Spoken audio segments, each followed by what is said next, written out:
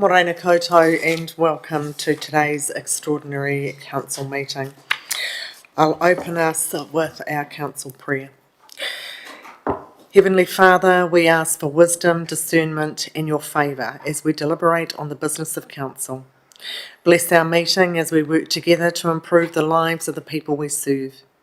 We meet to improve our community, to use our resources wisely and well, to represent all members of our community fairly, to make decisions that promote the common good. We recognise our responsibility to the past and to the future, and the rights and needs of both individuals and community. As trusted servants, we seek blessings on our deliberations and on our efforts here today. May we act wisely and well. We ask this in the name of Jesus Christ. Amen.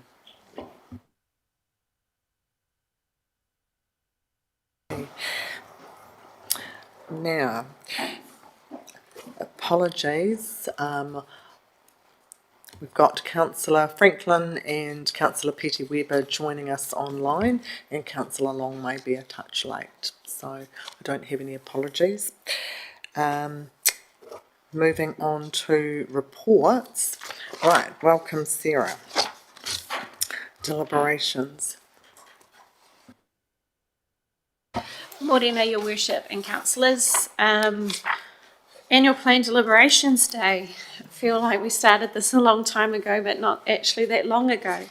If it's all right with you, Your Worship, I'll take the report as read and maybe go page by page. Thanks, Sarah. Right. So we'll just go in page 4, page 5 if anyone's got any queries. Page 6.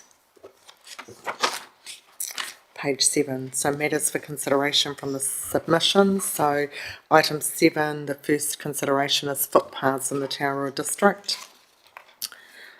Does anyone have any questions, clarification of the information that's received there? Councillor Wards. Thank you, Your Worship. I think the feedback we received overwhelmingly was not to spend $150,000 on footpaths. However, can I have a bit of a dig around regarding, there's an option there further down that we talk about diving into, we either fund it at 150 or set up a new capital project. Now, that capital project, will that be loan funded? Through you, Your Worship, great question. How that $300,000 project is proposed to be funded is via the depreciation reserve that exists. This is a change from our methodology that we would ordinarily do because in the past, well, not all of them in the past, but in the most recent years, the footpath attracts the NZTA subsidies. So generally our renewal portion or our portion will come from that via the depreciation we charge. So this is a change from what we've done previously. It's not loan funded, it's an internal loan effectively. So the external borrowings will increase, but that's because they've been internally borrowed against for another activity. Does that answer your... So the consequences of us doing that means that somewhere along the line we won't be able to use that money for something else. Is that correct? Yes.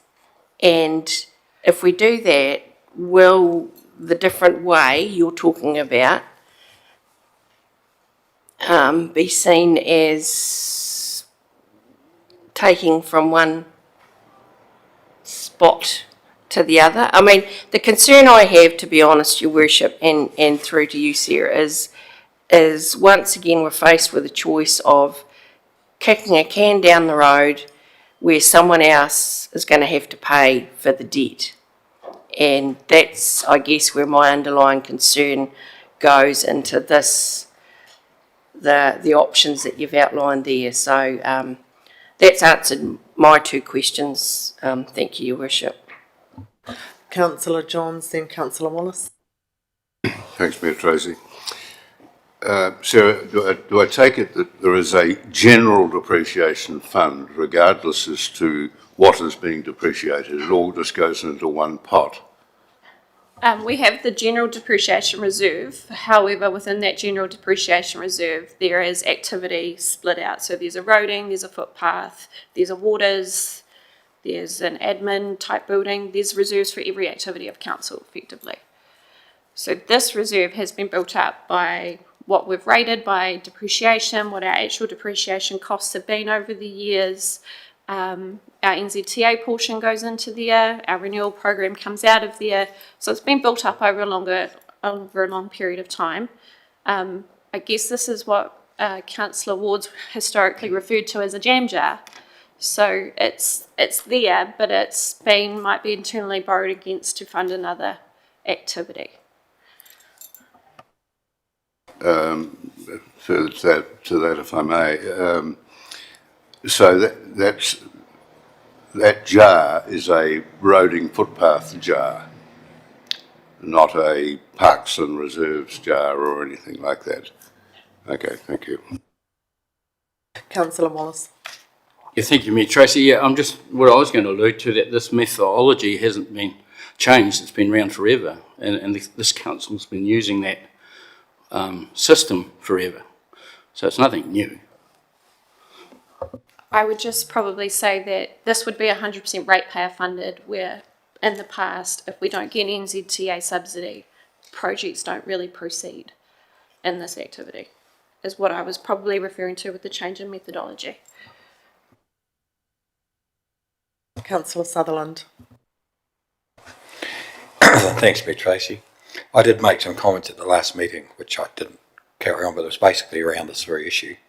So just three things really. Just number one, I'm okay with the depreciation reserve, but we had emptied some of these reserves, and we're borrowing externally to fund.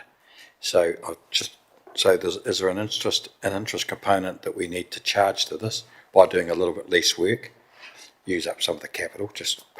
That's the first question. I'll just do another couple. Thank you. Through your worship, really great question. So we've run the numbers through our model, and there's an increase in interest costs of $6,771 for us to do this. We would look to change our operational budgets to, we don't want to go out with an increase. If this is the option you choose, we do not wish to increase our rates further. We'll look to find a reduction of 6,000 where we can. I'll just finish a couple of me, Tracy. Thanks. So that's where I had my mind on that earlier on, and it's come to pass that you've done this. So I guess I can probably say I'm supportive of 3, even though there was blanket opposition to it, probably because of the cost of it. But just probably not the place really to get into a great discussion here. But the footpaths have been an issue for a while, and back in 2018, a little bit while, there was quite a big report came here from Alliance about footpaths and vehicle crossings generally, and that was a sort of a $5 or $6 million fix, and that report's sitting somewhere, which I couldn't find it today. But back in 2020 we did I think it was annual planning too, or that we identified some footpaths, and we identified the Alliance had 76 that were in dire straits and needed intervention, reasonably quick intervention. That's 5 years ago, and the cost of that, and that's where we decided we were going to loan. There was a couple of issues came up there. Do we loan ratepayers some money? Did we charge them? We would do 50-50 each, and we came up with some figures at about $4,000 a crossing. I think whatever that is. So that's an interesting document to read. But my note was here. If we do go down the footpaths track, I think we probably need, if we're going to create a project, the bigger picture, I think we need to have this conversation with ratepayers. And if there were 76 needing intervention 5 years ago, they won't be any better. And there may be, even though 300 grand isn't going to do much, but we probably do need a bit of a project. Maybe we need to be telling ratepayers. Back in 2020, we were going to get a bit firm about this, with ratepayers whose footpaths are in dire straits, and some of that information came through with annual planning, wasn't it? People were concerned about the vehicle crossings, the danger that they pose to people. So just a couple of, just clearing up one thing and just making a comment about as we go forward, we need to think about the vehicle crossings and what we do with the ratepayers of those. Thank you, Tracy. Thank you, Your Worship. Thank you for those really great points, Councillor Sutherland. I was just going to allude to 7.2.6. The Alliance have very kindly given us a rough estimate around what our vehicle crossing costs are. I understand that these are urgent repairs, so by our $300,000 isn't going to go far, but I do understand that to enable us in our next NLTP bid, we need to be showing progression towards the footpath repairs that are within our network as well. It's you're in a rock and a hard place, would be what I would say.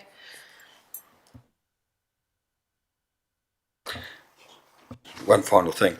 Yeah, the point I was kind of making, in a way I didn't get to that, with the Alliance comment here, one might assume that we're going to pick up the bill and fix some of those, and that has not been the case. We've stood right off this, so we might need a bit of a discussion, you know. So, yeah. Thanks, Councillor Sutherland. Councillor Gilmore. Thanks very much, Your Worship. Councillor Wards has covered my first parts, and Councillor Sutherland a good chunk of my second, but I did want to sort of jump into that vehicle crossing side.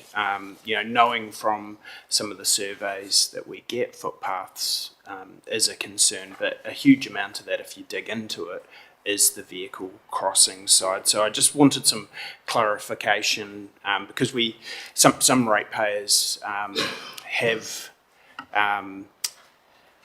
challenged the fact that they need to look after their own vehicle crossings. So I think we need to be very, very clear that money isn't going into that if that's our policy. I am supportive of option 3, you know, with some reservations, more so that I think we need to be looking at a long-term strategy when it comes to our footpaths and take the community on the journey with us.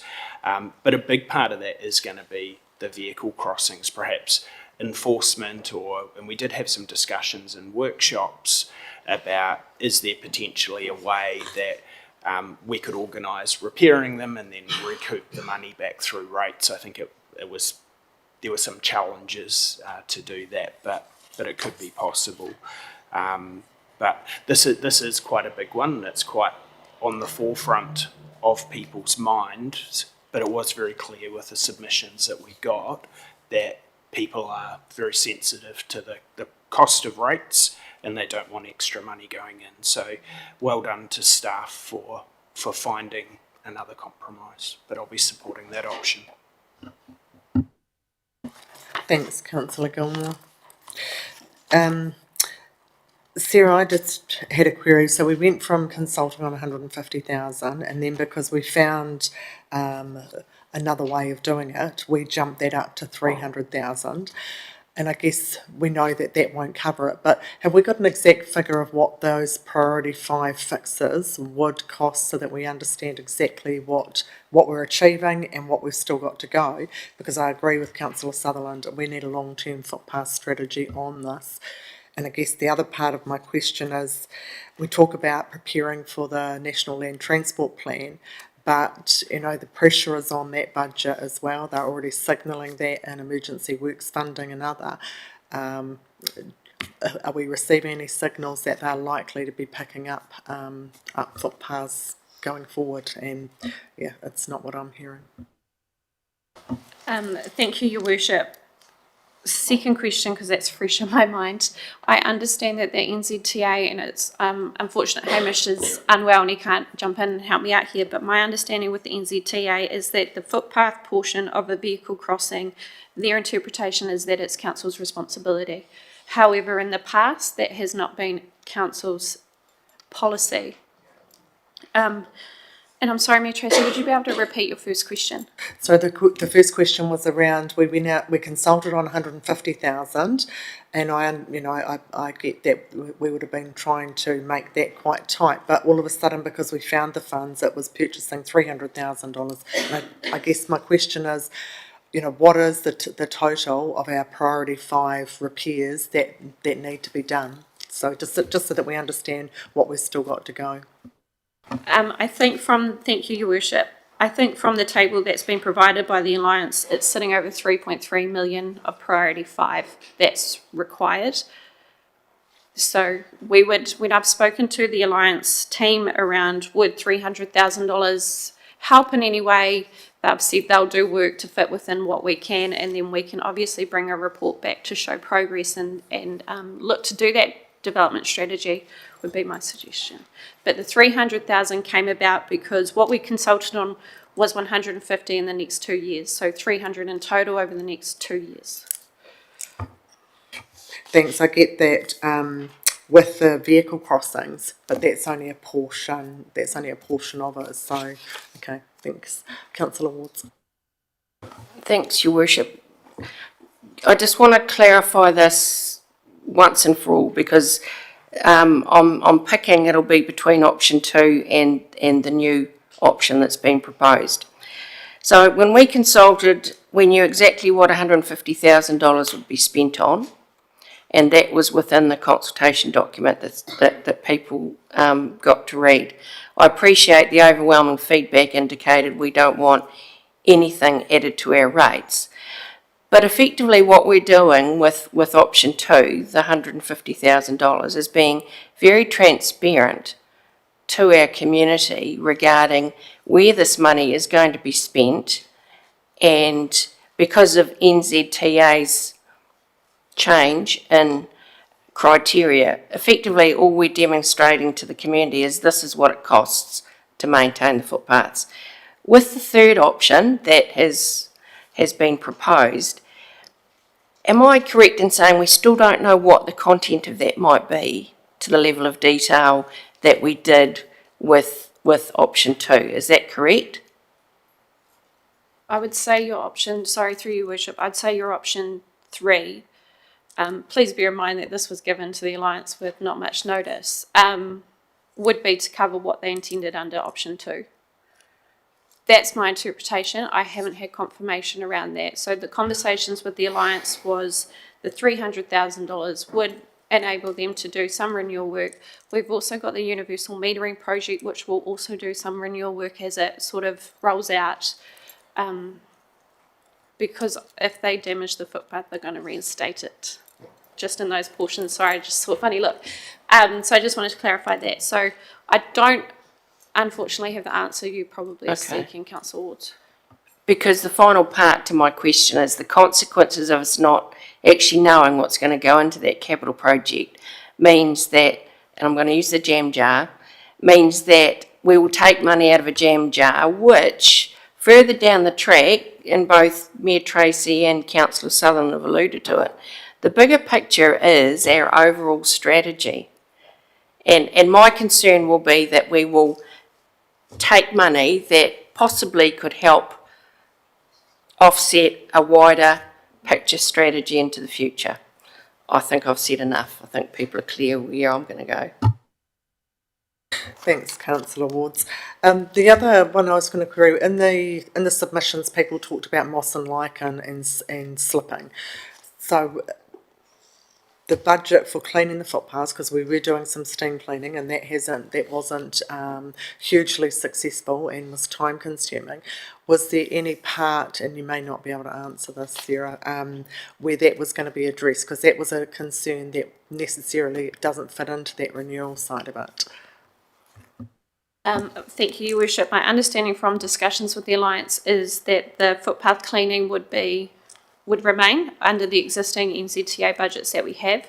The cyclical nature of it might change, like there might be one reduction per financial year, but the cleaning would continue. Right. Councillor Wallace. Yeah, thank you, Tracy. Yeah, it just seems a little bit, we're making decisions here with very little knowledge. I mean, the options are all there. But, 300 grand, what does it give you? What part does it give you? And then all of a sudden you might be fixing it under the water meter rate. You've just mentioned that, some of it, you know what I mean? So when you normally do something, that's going to cost you, when you fill your petrol tank up, it's going to cost you X by the litres that you're going to get at whatever litrage cost. I know this is but it's very foggy. Is the phrase? Foggy, because, rates we don't want to put rates up, but we also don't want people going in potholes. But I think, I don't know, do we need more information coming back to us so we can make I think the way I would answer it, Councillor Wallace, is that we allocate a sum of money. The Alliance have fed into us with information of what we need to do. We give the Chief Executive 300,000 to do that. Then it's reported through the Infrastructure Committee. You'll be able to see where that goes as opposed to making decisions on individual pieces right now. I don't know if you want to... Yeah. Councillor Gilmore. Thanks very much, Your Worship. Through you to Sarah, can we just be crystal clear on the 300,000? The way that I had read it was, as you described, that it was, and I think the wordings perhaps confused things somewhat in the recommendation, but it was 150,000 for, times two. So as you were talking about doing it over 2 years. So that is what we thought the money was going to go on. We know that 300,000 is only going to be able to touch the most urgent. So it's not really a huge change from option 2, apart from how it's funded. Can I just get clarity on that? Because I think if it is different, then I would agree with Councillor Wallace's fog, but I just want to be really clear if that's the case, please. Thank you. Through your worship, yes, I agree with what you've just said. My understanding is we did go out to consult. I don't understand. I know we did. We went out to consult on 150 in 2 years. That was to try and spread the load over the impact of the ratepayer, increase to the ratepayer. This is essentially the same amount just brought into 1 year. That will lead into the next annual plan where you can have a greater conversation and we can bring back a lot more work and feed into the next LTP, I guess, is where it's going to go as well. Oh, sorry. Thanks very much. No, I really appreciate the clarity on that, Sarah. Is there perhaps a middle ground option that we can take? Because I think the 150 versus the 300 is what people are thinking, what's happening, of changing that recommendation to a new capital project of 150,000, which then allows the new council to have that further discussion in the next annual plan, which then would exactly mirror what option 2 was apart from the funding. And then, as we've talked about, and I strongly believe we need to actually look at a wider footpath strategy. Perhaps that gives us an opportunity to do that in the annual plan. Is that a possibility that we can do?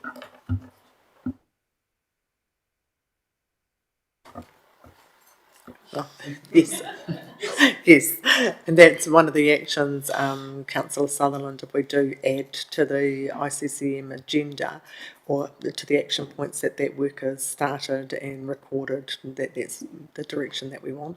Yeah. I'd be happy to do that direction. Okay. Thanks, Councillor Gilmore. I've just got another question before we do that. Councillor Chase. Thank you, through you, Mayor Tracy. I was kind of trying to figure it out in my head as well, whether we possibly needed to do a strategy for footpaths as well before we started dipping in the jar. But then I kind of agree with Scott as well, as if we use half of that, some of it, because it's, to start us off and then use the other half to finish off the strategy, to kind of build on it, but also show to NZTA that we are doing something with our footpath plan. but also making sure during that time we do put a strategy in place, but trying really hard not to use all the 300,000 within the first year, but possibly using 150 and then working towards the strategy. Is that my understanding that that's a possibility? Thank you. Councillor Johns. Thanks, Mayor Tracy. I'm a little confused. Did I take it that the 300,000 was the Alliance's estimate to repair critical stuff, the minimum required to repair and maintain the critical areas of the footpaths in the district? If we don't do that, we're just kicking it down the road just for the next council to worry about. And that's being somewhat irresponsible in my view. At the very least, I think we should repair those critical sections of the network. And if that's 300,000, it's 300,000.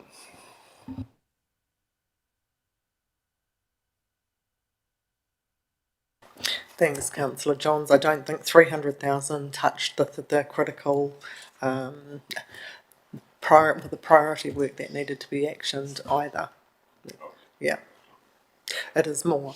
Councillor Gilmore. Thanks very much, Your Worship. Sorry, I just want to re-get clarity again following that question, just to make sure I haven't misunderstood it, because my understanding is if we did go with option 3 as written, it was 150,000 for the first year, and then it would be 150,000 for the second, because it was over a 2-year period that was talked about. So I just want to make sure the way that I'm leaning, that I've understood it correctly. Thank you. Thank you, Your Worship. The way it's written is 300,000 will be in this annual plan, and then leading into a discussion next annual plan should you look to do anything in the footpath. So option 2 is over 2 years, 150 each year. Option 3 is just the full 300 in this financial year. Minimal consequences on the rates.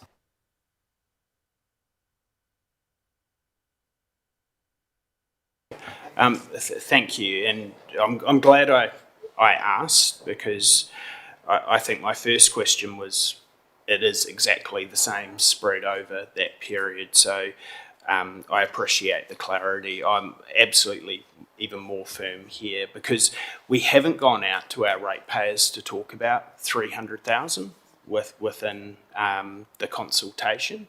150,000 we've sold our ratepayers the benefits of doing that and allowed them to make a choice. I'm absolutely with Councillor Johns in the sense that it's going to become more and more expensive. So for me, doing 150,000, not taking it from rates funding, let's carry on with that for this cycle. But man, oh man, we need to come up with a bigger, better strategy and bring our ratepayers with us. Councillor Wallace. Your Worship, so if we're using the power of consultation, 33 people are opposed to it and 9 in support. Now, I've seen other consultation documents around this table, and as soon as the numbers go up and they turn them into percentages, you have to ask yourself the question.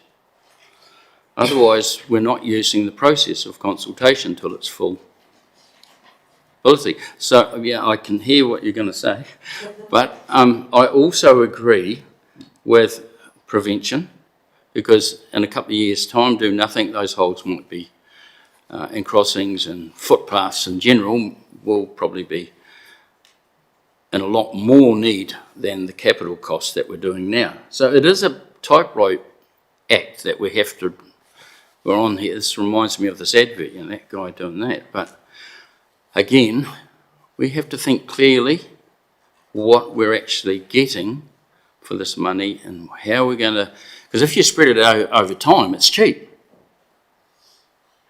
because you're not going to have that amount of damage. So yeah, I'm sticking in the middle for this one. Thank you. Thanks, Councillor Wallace. And I think I reflect back, I think Councillor Gilmore, one of the previous speakers talked about, yes, we had submissions in opposition, but largely it was around not wanting to increase the rates. This option doesn't increase the rates. And then we also have other people where we'll know in the community where, you know, one slip or trip on our footpaths causes, you know, significant change to your life as you heal. And I know two that have, individuals that have had that happen. But we've also got an increase, if I think about the Rangatani Scooter Club, and an increase in mobility scooters and things like that. If the footpaths continue to deteriorate, that does get worse. So yeah, I understand both sides as well.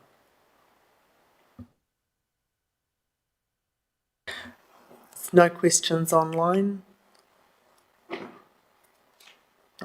Thanks, Your Worship. I'm inclined to feel the same way as Peter and Scott. I think there's no time cheaper than it will be right now. And if we don't do it this way, then we are just kicking the can down the road for the next council to deal with. Thank you. Thanks, Councillor Franklin. I certainly think they'll be dealing with the strategy. Okay. Right, Councillor Gilmore, did you wish to move a motion? Thanks very much, Your Worship.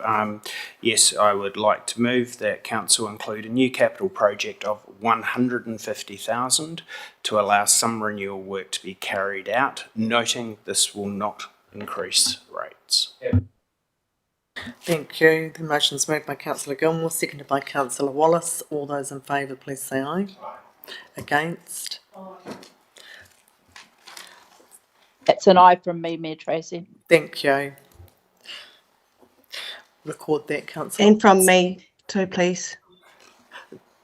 Councillor Peter Webber, you're in favour or against? I'm in favour. Okay, thank you. The motion's carried. We'll record Councillor Ward's against. Thank you.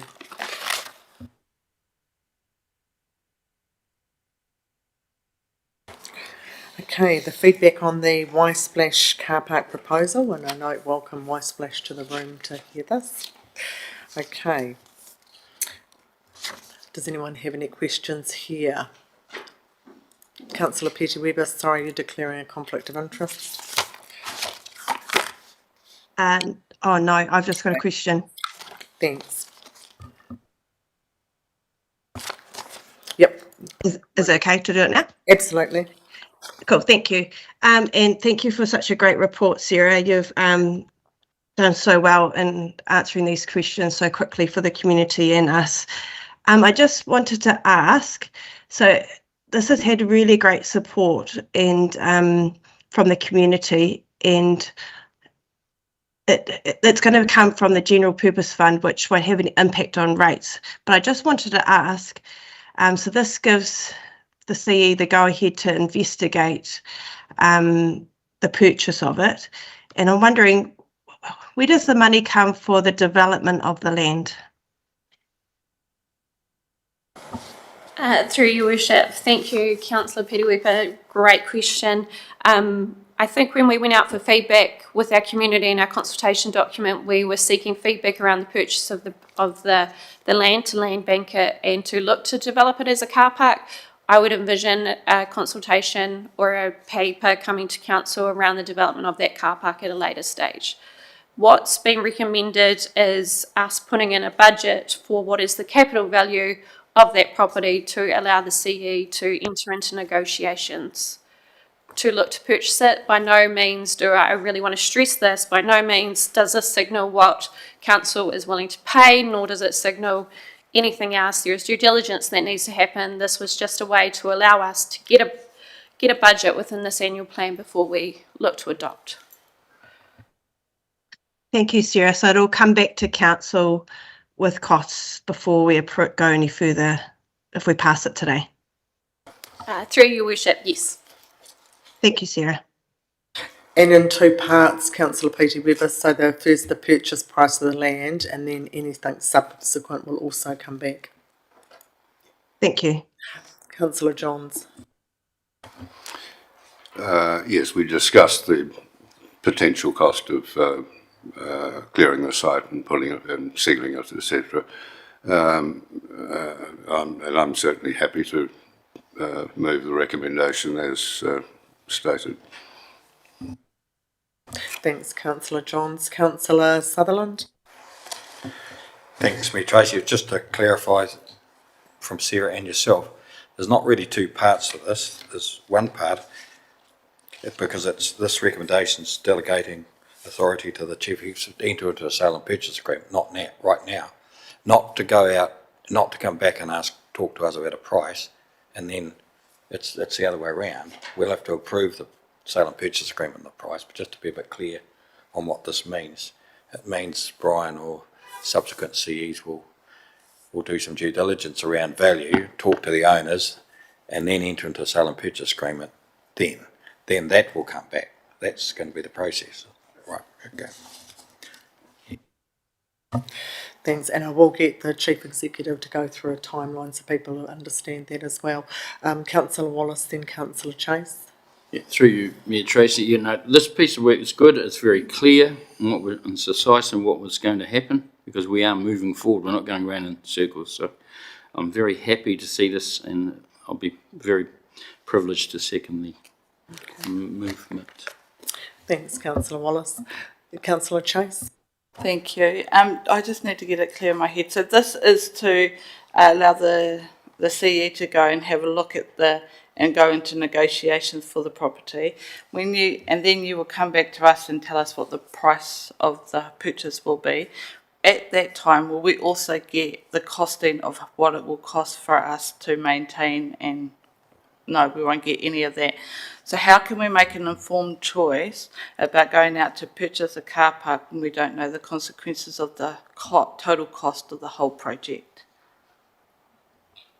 Through your worship. So at this stage, the intent is to just purchase the property. The development to a car park will come at a later date. There may be some interim measures in terms of how that house is used. Potentially it could be rented, but we'd look at all the options available to do that. So I think that the reason this is here now, because if the house was to sell to someone else, the options of ever developing a car park may be lost, or especially into that location. Worst case scenario, if for whatever reason the car park didn't go through, the council still has the ability to sell the property again.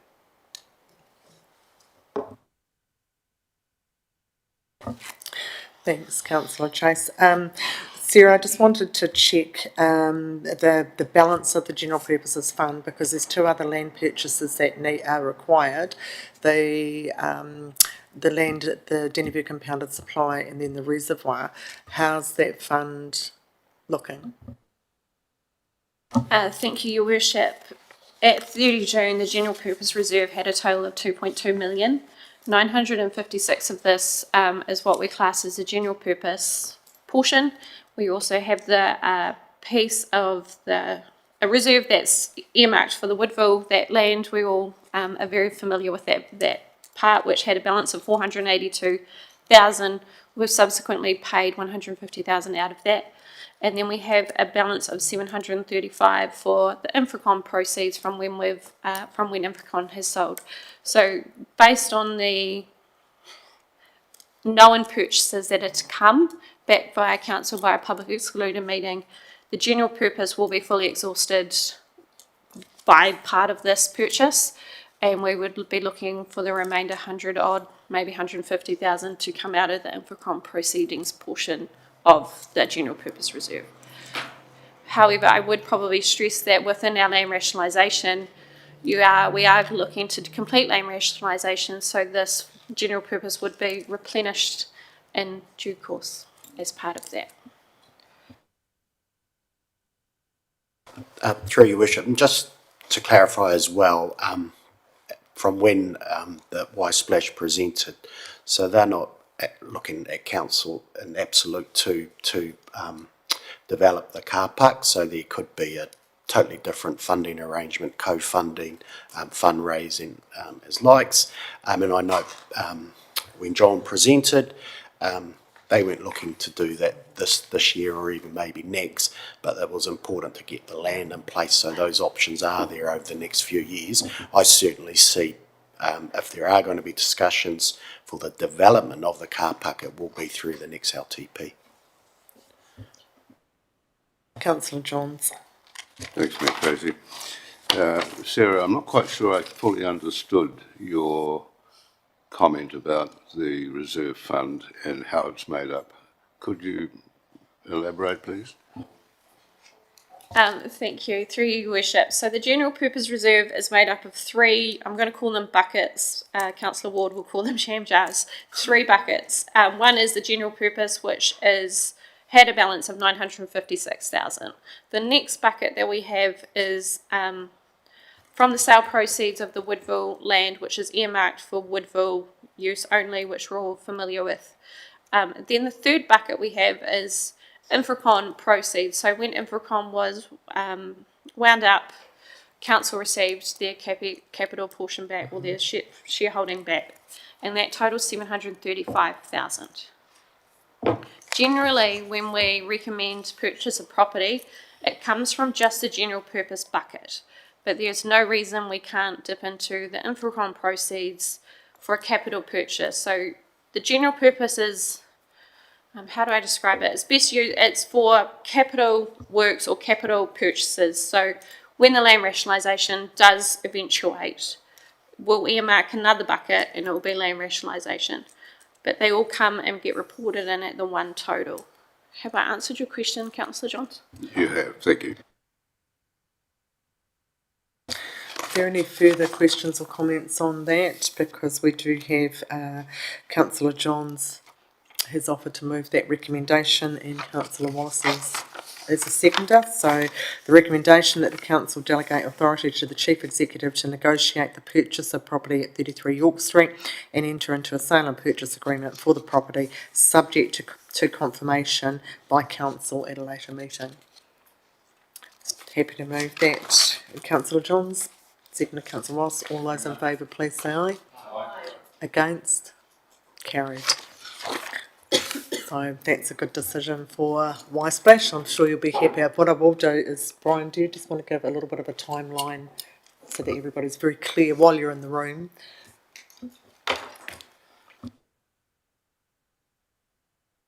Yes, thank you, Bishop. I think there's probably some level of urgency now to get on with this and speak to the property owners. Certainly we'll be initiating those over the coming days. From there, once we do come to an agreement and due diligence has been done, and I think that can be done reasonably quickly. Got a few experts around this table as well, so we'll certainly be looking at bringing an item back to council. I'm talking hopefully before I'm gone anyway, so over that sort of next month, all going well. Thank you. Right, thank you, councillors. Other matters raised through the submissions, the Dennyburg Information Centre.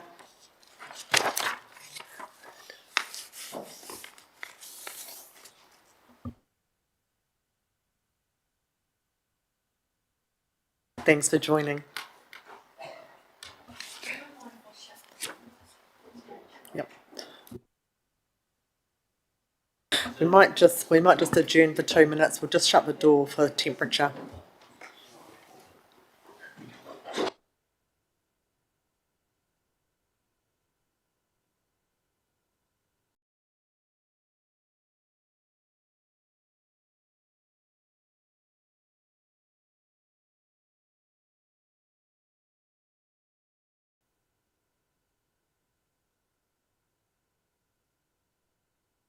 Okay. It does tend to be cold on the days we have council meetings. We have some terrible weather come through. Okay, right, the Dennyburg Information Centre. So does anyone have any questions there? The recommendation is on page 11. The support for the closure and the opposition, just noting that the petition wasn't received as part of that. Councillor Johns. Happy to move the recommendation, Your Worship. Okay. Thank you. Moved by councillor Johns. Do we have a seconder or any questions or discussion on that? I think the question that I had, and I guess this is, are we happy with the process that we use through the consultation that was carried out? I think that's where I came to on the submissions. Councillor Sutherland. Thanks, Mayor Tracy. Just a couple of comments, really, more than anything. And I do acknowledge Miss Amboy's petition, which did have 400 signatures. So there was obviously, whatever way you looked at the petition, there was obviously significant support within the petition to this. But I think in some ways the horse had bolted and that the society had elected to close or wind up and had given the CE a close date, I think, hadn't they? So that was already done. So, but I did take Alison's comments. I think perhaps it was a bit foggy in the consultation. I think the comments made about that, we referred back to the annual plan where we're going to rationalise and do things, so that was reasonable, but possibly or probably that the actual thing we were going to do this was a bit confusing to some people, but I mean, things have been done and the dates have been accepted and it's going to close and we just have to move on. Just during the process or the discussion of our meeting at the hearing submissions and things, we discussed, or Brian discussed, pushing the workload into the council officers. Were we doing any consideration to perhaps sharing that with the library at this stage, or is that open for further discussion or further work with yourself, Brian, and or discussion around here about how to handle that issue? Sorry, I only say this because there's been quite a bit of chatter on Facebook pages and other things about how we handle the closing of this part of the business. Through your worship, thanks, councillor. Yes, we've certainly got a list of all the tasks that a council will be inheriting from the closure, so that it has been factored into the changes around the integration of services, remembering that library and customer services effectively amalgamated in terms of the staffing and how we use them as well. So it is expected that all staff will receive training for that. Initial thoughts is that those services will be provided from the service centre, but just thinking about this when you raised it, is that there's no reason why someone couldn't go into a library potentially and ask for the same thing. Some of the tasks that we've seen there look pretty straightforward, and some were already conducted by council staff anyway. So we're really confident that the transition from those services into our service centres and our libraries will be reasonably straightforward. Did that answer your question? Yes. I think because the Dannevirke Library is open Saturday mornings, which would be a help for some of the reasons that were commented on. Yeah, through your wish. And I think that's an important fact here, is that we're open from 8 to 5. So we've actually will be increasing the level of service from what was provided, and noting that council's decision was to cut funding. That was it, really. Obviously that had a roll-on impact in terms of the society, but we're confident that that actually the level of service will be better because of those additional hours and more staff able to do it across all of our service centres in the district. Thanks, Brian. Councillor Gilmore. Thanks very much, Your Worship. More just a comment rather than anything else. And you were talking about the process, and like Councillor Sutherland, just to acknowledge Alison Amboy for presenting that petition to us. I do think in some of these sort of things, it can be important to reflect and learn from how we might be able to do the process better. And I think it's really clear as a table, because we were all part of the conversations, that decisions were made for the right reasons, but perhaps we didn't take our community on the journey. And let's be frank, there are more of these difficult conversations to come down the track. I want to just quickly reflect on the consultation side of it. And when this blew up, I did have a real look at our long-term plan consultation to see how well we reflected the changes. And we didn't do that well, particularly in that document. We specifically excluded information centres when we were talking about integration of services, saying that we would be working with our community on that. Obviously, with the closure, that almost changed the process somewhat of what we needed to go through. But I did want to reflect on the understandable community concern. And, you know, I think it's important for us to say perhaps we could have done that differently and learn from it. And I hope we do. Thank you. Thanks, Councillor Gilmore. Considering, and I guess that is the reflection that's come back as we looked and worked through with Pahiatoa, and watching, as I travelled around, watching so many councils actually merge those three services together, but actually working with them. And I guess, certainly the regret the information centre reflecting that back to the chief executive, where I'd always been copied in before, so there was just that gap missing as well. But I think where we're heading, with plain and simple language, when we talk about rationalisation, actually, what does that mean, service by service, so that people are connected to it. So certainly some learnings there. Thank you. Councillor Wallace and Councillor Chase. Thank you, Mayor Tracy. Yeah, moving forward, yes, that probably was a bad comms, because don't forget, we're all on trial by Facebook.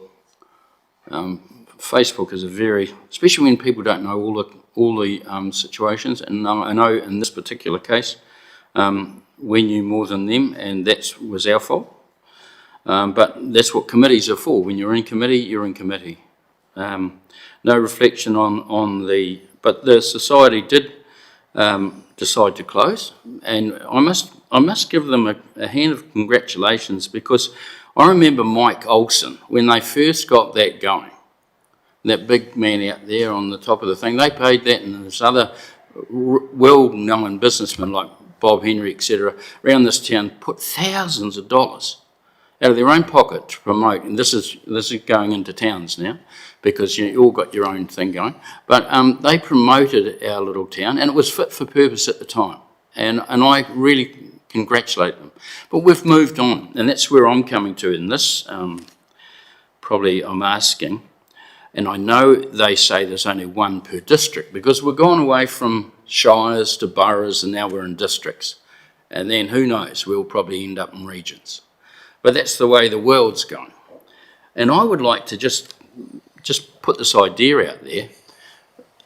We've got an eyesight centre in Woodville, because Woodville was the place where the eyesight centre went. I was not in that round of communications when that happened, but I'm thinking from a marketing point of view now. I would move that we kind of move away. It would be an eyesight and information centre being relocated to these new places, because eyesights absolutely go to iPhones, or I this and I that, and it's in living in the now. So I don't know, is there any legislation that stops us using the brand? Because you said that the CE said we don't get any money from anywhere for this. So I would love to see the Dannevirke Eye Centre / information. So this branding all becomes, a universal thing, not just, And then I think that way it looks more unified across the district. That's my take on it. But yeah, congratulations on that putting the submission in. That's good. It's they're but I hope that the people of Dannevirke realise we have got their best interest in heart. Hey, if they turned up with a full new committee of young people, who knows, we might not be having this conversation. But they chose to close, okay? So thank you. Thanks, Councillor Wallace. And I think there are strict criteria around the eyesight and the different levels of them. By memory, and this is going, this is a long time ago and I wasn't there either, but the eyesight was located in Woodville because that's where the two state highways join and that's the entranceway. So it certainly does get some traffic through there. It was raised in the submissions around signage. That was one thing that we may need to look at. When you look at some of the others around the country, it does clearly state customer services, library information on their buildings and bits, so there will be some signage elements that will need to be considered. Yep. Councillor Chase. Thank you, through me, Tracy. I've listened to everyone, and I think Councillor Gilmore is correct that we need to bring our community along with us with some of the changes that we're making with the amalgamations of services. But I also want to ask whether that same thing is happening with the staff of Tararua District Council as well, whether they are also being taken on the journey about the amalgamation of services, because there's a bit of that going on too with some comments within the community that some of our own council workers aren't unsure of what's happening with them. So I'm hoping that we are able to make sure that we all are going on this journey together and have an understanding of what the amalgamation services is going to look like for everyone. Pass to the Chief Executive for that. Thank you, Worship. I think, and thanks for the question, Councillor Homer. I think change is difficult for everyone, and you can look at crystal balls and say how things can be done perfectly, and sort of just alluding to what Councillor Gilmore said, that you can always learn on how things were done to do better next time. In terms of internal process, it's a highly legislated process as well, so certainly take staff through the journey, but quite often what you present them and what they hear can quite often be two different things as well, and that's what we've taken back on that. And I think there probably was some staff that were pretty upset by things, but I think because if you've ever, and a lot of us have been through those processes, they are a difficult process, and everyone generally thinks the worst straight away. But what we've had during the whole process is this open door policy where staff can come and ask questions and seek more information.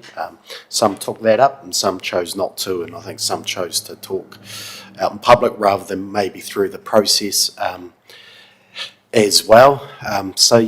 Change is never easy. Change for a community, change for staff, but like Councillor Wallace said, is a reality of the times we're living in now, where we are changing to keep up with the times. But we'll certainly, as an organisation, always look to do things better. There's some learnings that staff will take from this. But I'm also hoping that the staff involved in the process will probably take some learnings as well in terms of how they can think about their role in it as well.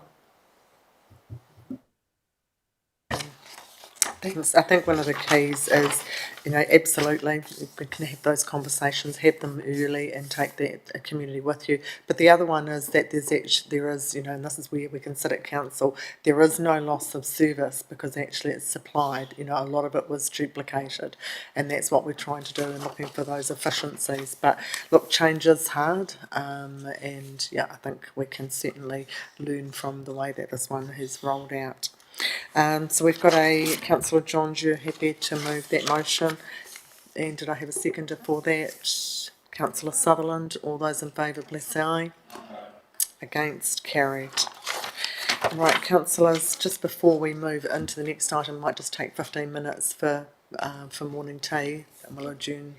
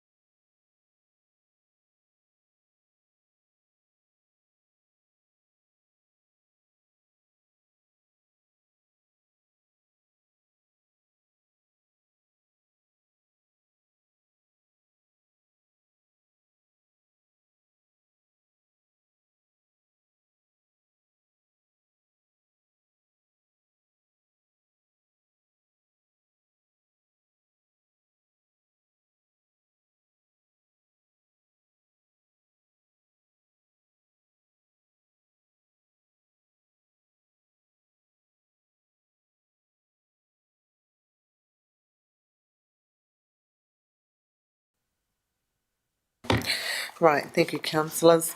Item 7.5, additional information requested by council. There's a section here on the UAGCs. Is there any questions or feedback on that? Councillor Gilmore? Thanks very much, Your Worship. Probably just some comments because I'm trying to recall. I think I have some of the fog that Councillor Wallace talks about. I know that we had talked a little bit in our long-term plan about the UAGC and charging it for each dwelling. And my recollection of that was that it would be a small number, and there are a whole lot of other challenges as to why that might be not helpful when we were reviewing the rating policy. When I look at the numbers here, I was quite astounded of running that calculation through of 1,020 additional rating units. I mean, we're talking about 700, depending on what model we're looking at, but well over $700,000 a year. I wanted just to first double check that they were accurate, and then with that amount of money understand what the process could be to, I know we're very late in the game to be able to do it for this annual plan, but what the process might be able to be to capture it. And there's a couple of reasons for that. You know, being able, the fairness aspect of being able to share the load.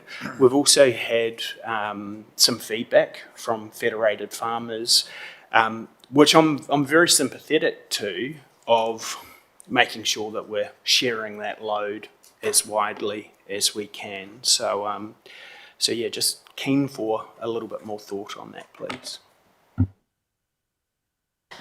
Thank you. Through you, Your Worship.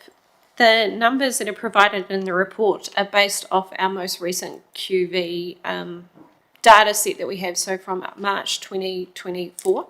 So they may not be, they might have changed since then, but that's the most up-to-date data that I'm able to provide you at this point in time. Thank you for making the comment that it might be too late in the piece for this annual plan. Appreciate that. What the next steps in the process would be, I think we've sort of said it within the last last paragraph there, where we would need to do a rates review and make changes to our revenue and financing policy to allow that to happen. There's quite a bit of work, I think, that needs to go in behind the scenes to get it to a point that we can bring it back for those sorts of discussions. I think Peter has worded it extremely well. I take no credit for his work. He's the one that tackled most of this section for me. But it's a really difficult area, and there's a lot of legal cases, and it is going to take us some time to get it to a point where we would be comfortable bringing it back. But my suggestion would be an LTP. Brian, did you have any? Yeah, through your worship, I certainly think the work will need to start, you know, now regarding that to understand it. I do recall that some conversations during the LTP, but it might have been come up too late in the piece as well, and direction was to continue to exploring that. So, without repeating what Sarah said, I think it's a good opportunity. If council chooses to direct us to come back and provide, you know, the process around this, plus the pros and cons, so you can make an informed decision leading into the LTP if it is going to be a consultation item or not. Thanks, Brian. Councillor Johns. Thanks, Mayor Tracy. Thanks, Sarah.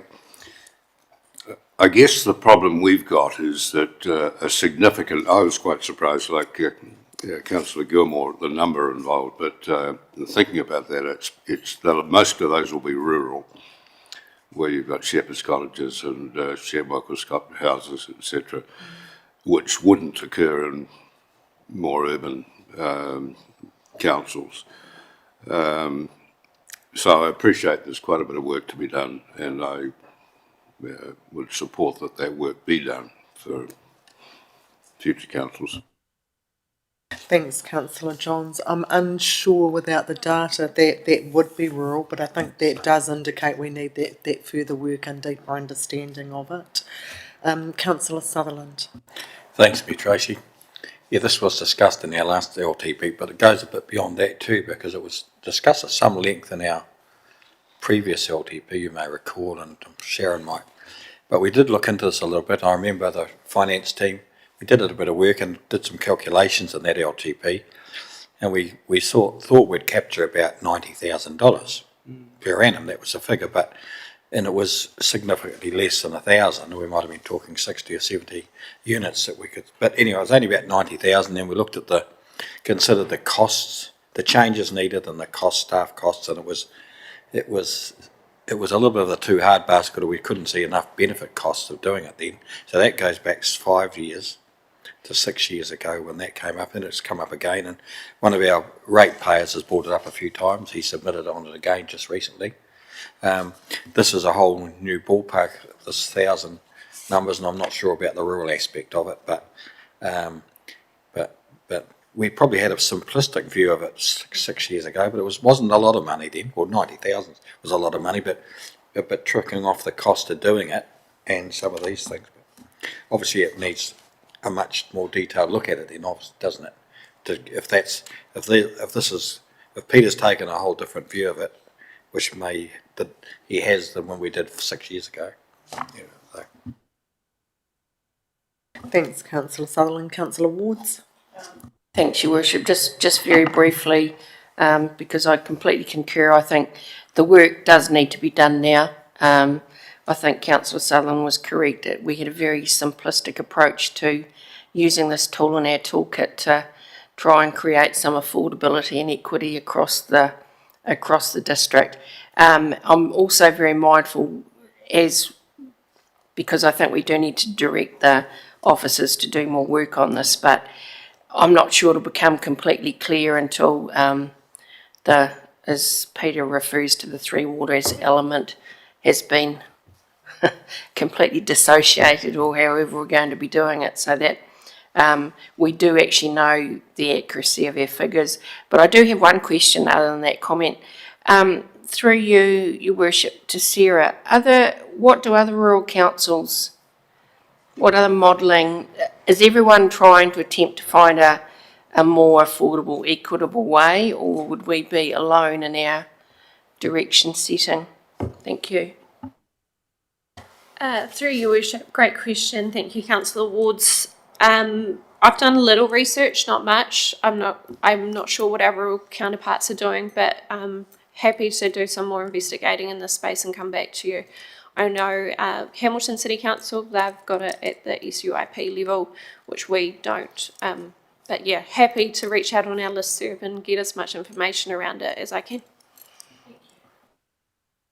Thanks, Sarah. That'd be great. Councillor Gilmore. Thanks very much, Your Worship. Sorry, just my last question on this or request is, it is, what I'd like to understand is how that advice may have changed so significantly. Hearing Councillor Sutherland's comments over a figure of around 90,000. That actually jumped out. I don't know if that was sort of verbally just thrown around when we did even the last LTP. But one thing as part of this process of looking at it that I would be really keen to see, and it's all about trying to learn from how we're making decisions, is to do a review on the advice that was received throughout that process, perhaps 5 years ago in our last LTP, and see how that matches up. So I'd love for that to be included, please. Thanks, Councillor Gilmore. I've asked the Chief Executive to dig that paper out and that information so that we can start to understand that now. So I think that's a great action. So through Your Worship, I think the difficulty is that there was never any direction from Council to bring this to the table in a formal way previously. It was through the submission process that it was highlighted as a potential, so there's never been a lot of work done around this. And bear in mind, when you get to the submission process, you're right at the end of the planning stage. So other than some conversations and some sort of, and I know Eleanor does recall providing some elements of data, but this is a big chunk of work, so we've never done this big chunk of work, but nor has council directed us to do it. So that's probably me looking at drawing a line and saying we can look back and spend time finding what was there. I do agree that those figures jump out as me as well, and we do have a different CFO casting their eye compared to the previous CFO, and they may have different interpretations. That's not unusual, and I note even in Peter's comments here, he is including hairdressers and Airbnbs and a range of other activities as well that may not have been included in the previous. We might have just stuck with residential households, so Peter's probably looked a lot more broadly, but I think back here it's, and you can skin this cat in many different ways as you want. You could outline it in your financial policy that you only just look at residential. Those will be the decisions you'll make into the future, but I just sort of want to caution going back to find something that I don't believe is there. Okay, thanks, Brian. I think some of that was even around my own peace of mind, because I can remember the submitters raising it and us having, wanting to know more information about it. So it'll just be what direction was given, and then we can give some direction today very clearly. Councillor Wallace. Yeah, thank you, Mayor Tracy. I would be very interested in seeing what other councils have done, because in fairness to all, everyone in this room pays a UAGC charge, and there are anomalies out there, like as they said about on that one rating unit with 5 flats would get 5 charges. Well, fair enough, if there's 5 people in there and the person that owns the flats making money, well, rightly the district should be getting a percentage of that, as everyone else that lives in our district does. So in other words, more people feeding the pot, it will keep the cost down. We're not subsidising other people. So I think there is an obvious answer out there myself. This is not new. I would definitely go out there and mirror the best options that are around, because the anomalies won't change that much. And I think it's generalised, as it won't be just in the country, it'll be everywhere, and to what level? What level are you going to, it's a tax, so who's going to be taxed the most and where? Because also we don't want to stifle growth, but we don't want to be unfair to the people that are residing in our wonderful district. Thanks, Councillor Wallace, and I think we've had a focus on data driving decisions, and I think that's what we would like more of. And I've noted here a direction that we could give is for further work to come back to council for a deeper understanding the rating and financing policy for the next LTP. And then it's very clearly stated that that's the paper that we would like, and the more information, and that will include some of what those other rural councils do as well. That would be great. So I'm happy to move that. Can I have a seconder? Seconded, Councillor Gilmore. All those in favour, please say aye. Aye. Against? Carried.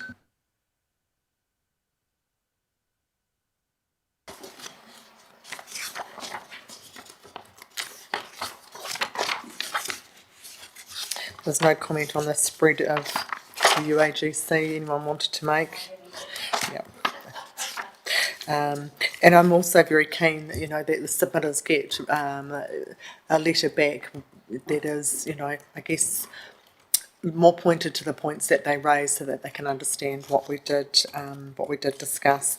The next part for the town signs was answering the question around the funding and what that was used for. Was Sarah? Sorry, Your Worship, could we go back to the UAGC? We have given you 2 spreads. One is the 35, which is what is currently in the AP, and then we've given you what it looks like at 37. I don't think in our recommendation we've asked for guidance around what you would like this UAGC percentage to be. Can I seek that now, please? Okay, sorry, I've just looked at the standard. Did anyone want to discuss the two? I think from the submitters that raised it, the implications aren't quite what I thought they would be. Councillor Wards? Thank you, Your Worship. The only comment I'd make through to you, Sarah, though, is in the context of local water done well, I'd be concerned about giving you the guidance until, because, I mean, Peter's already, or the context of this paper highlights that once the Three Waters removed, the rates cap will exceed 30, it'll exceed a cap anyway. So until we've got the exact, I wouldn't feel comfortable giving you a direction around which model to go for. I think the recommendation that has been moved would cover off the fact, well, now we've got a handle on our figures a lot better. This is what that percentage will look like, and that's what that one would look like anyway. That's just my conservative approach to that direction setting, Your Worship. Thank you, Your Worship. I'd just make through the comment, from doing this work with Gavin, we all know how wonderful Gavin is with these sorts of things. In his time here, he has said we've had this general rate split up to the 40%. So, and it's just, I think as Peter has sort of explained here, it is a mechanism that we sort of change year on year depending on where the rates have fallen. So to help, well, it's a mechanism, right, to help us distribute the rates where we can. So I'm happy to leave it at the 35, but just that is what we've consulted on. That is what's in our mock rates notice. That slipped my mind. So, Are there any further comments or considerations between the 35 and the 37? Councillor Gilmore? Thanks, Your Worship. I have given this a lot of thought, and I think what we consulted on probably is the prudent thing to do. I suppose then you think about what the right thing to do is, and it probably isn't one necessarily for this plan now, but I do have a lot of sympathy to some of the federated farmers' point of view of using this as a tool to spread that load. And I understand why we need to do that. But I do think that this needs to be a real conversation in whatever composition the council is when it's looking at its next long-term plan, to have that real discussion about the fairness, because the UAGC is really meant to be there as sort of a standard fee that it becomes all too tempting to tinker with that to modify the different sector rates. So I just wanted to make that overall comment. I think we're probably too late in the game to make a change, but I think there are some real fairness elements that we need to discuss further, or perhaps the next council does. Thanks. It's something that we have, I've seen tinkered with a lot, and I think it does just need that good thought, and behind it might be something that we signal. Councillor Sutherland. Thanks, Tracy. I was just going to really follow on from Councillor Scott, really. And this is becoming more, the focus on this is becoming a bit more difficult, and with federated farmers making that comment, this is really starting to look concerning with the increase of rates, really, isn't it? You know, as rates have now got to significant, residential rates exceeding 4,000 a year around here, and rural rates in some areas. So this is something you can't really tinker too much, because it has quite dramatic effects in different areas, and I think it does need a very thoughtful and cautious approach going forward with the sheer level of rates. And yeah, it's been noted around New Zealand with other councils are finding it difficult too. So yeah. Sarah, do you want a recommendation from us that this is looked at okay?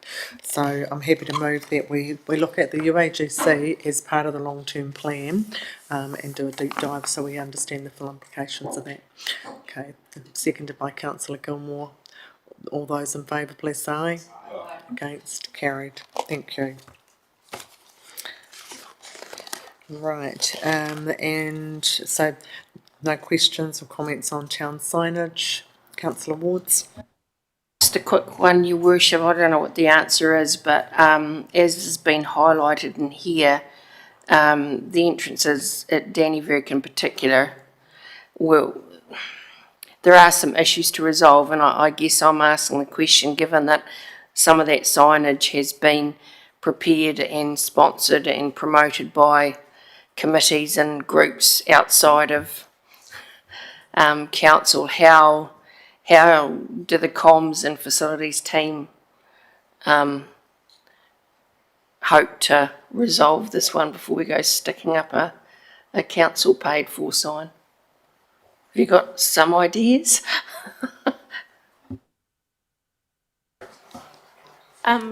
Sorry, through Your Worship, this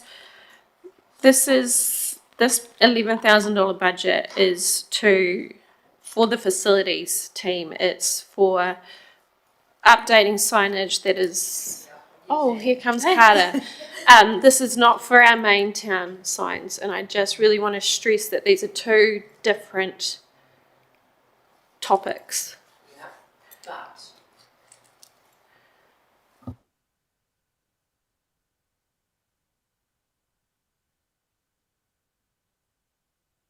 All the signs being cluttering at the front anyway, I guess I'm just curious to understand, when the signs haven't been produced or paid for by ratepayers, how are we dealing with those communities that might want to retain their unique? And I'm thinking, for instance, at Weber, when we put up the council paid for signs, the Weber entrance sign had been made by the school, and so the kind of conversations that might have to happen along the way, I guess I'm just seeking because we've learned through this particular consultation period that communication with these committees and groups is really, really important. If there is a process that we can be sure will be followed. Through you, Your Worship, the whole topic of the signage is not straightforward. So previously the town signage sat under economic development, and since we disestablished that, we moved the budget to comms, hence probably why the comment is there. So the topic of the signage, we are really, we're working with the infrastructure team to just understand what can we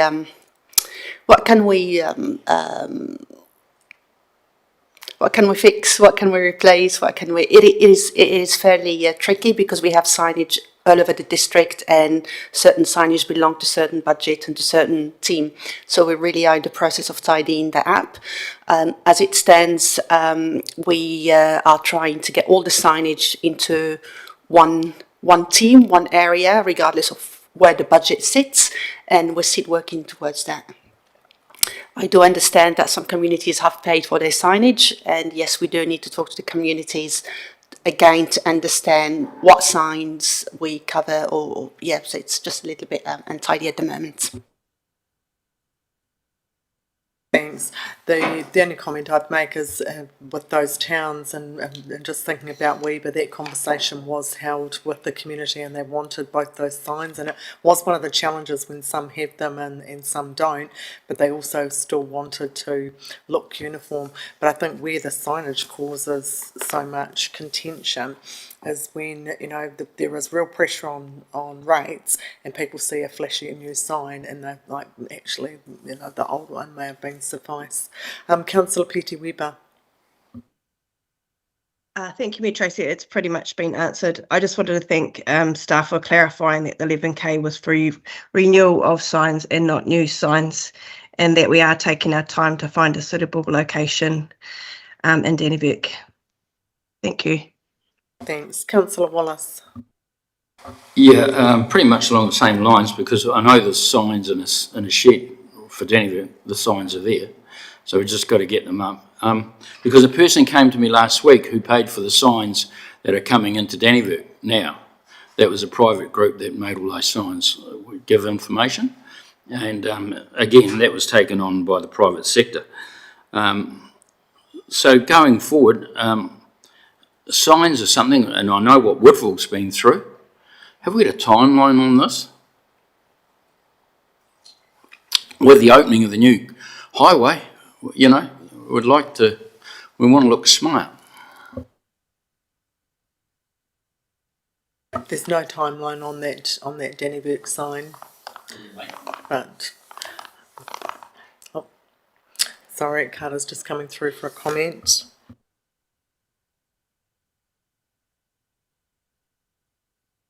Through you, Your Worship. I can't give you a timeline, but what I can say is it is working in progress, and probably a CRM would be a really good way to go in order for that work to be looked at and prioritised. Because at the moment there is a plan to look at the signage. We're still working through the process of who does what. I would probably just say a CRM request might help. Happy to put a CRM in this afternoon, because I think work in progress is really, I'm sorry, after these nearly 3 years, work in progress is an open-ended time frame, with no disrespect, okay? Thanks, Councillor Wallace. If you can do that after lunch, that'd be great. Councillors, I'll just try and move through these a little bit quickly. The further reductions and savings that could be made, the team haven't been able to identify anything else, so if you've got any comments, just let me know. Pensioners' feedback on the new proposed rents for pensioner housing, I did speak to a few, but I'm pleased to see that the team have contacted them. Water charges for industrial and commercial users. Councillor Wards. Just a quick question, Your Worship, because I appreciate you want to keep moving. That it says here officers have engaged in conversations with the main industrial commercial users. What was their feedback in general? Any? One of those was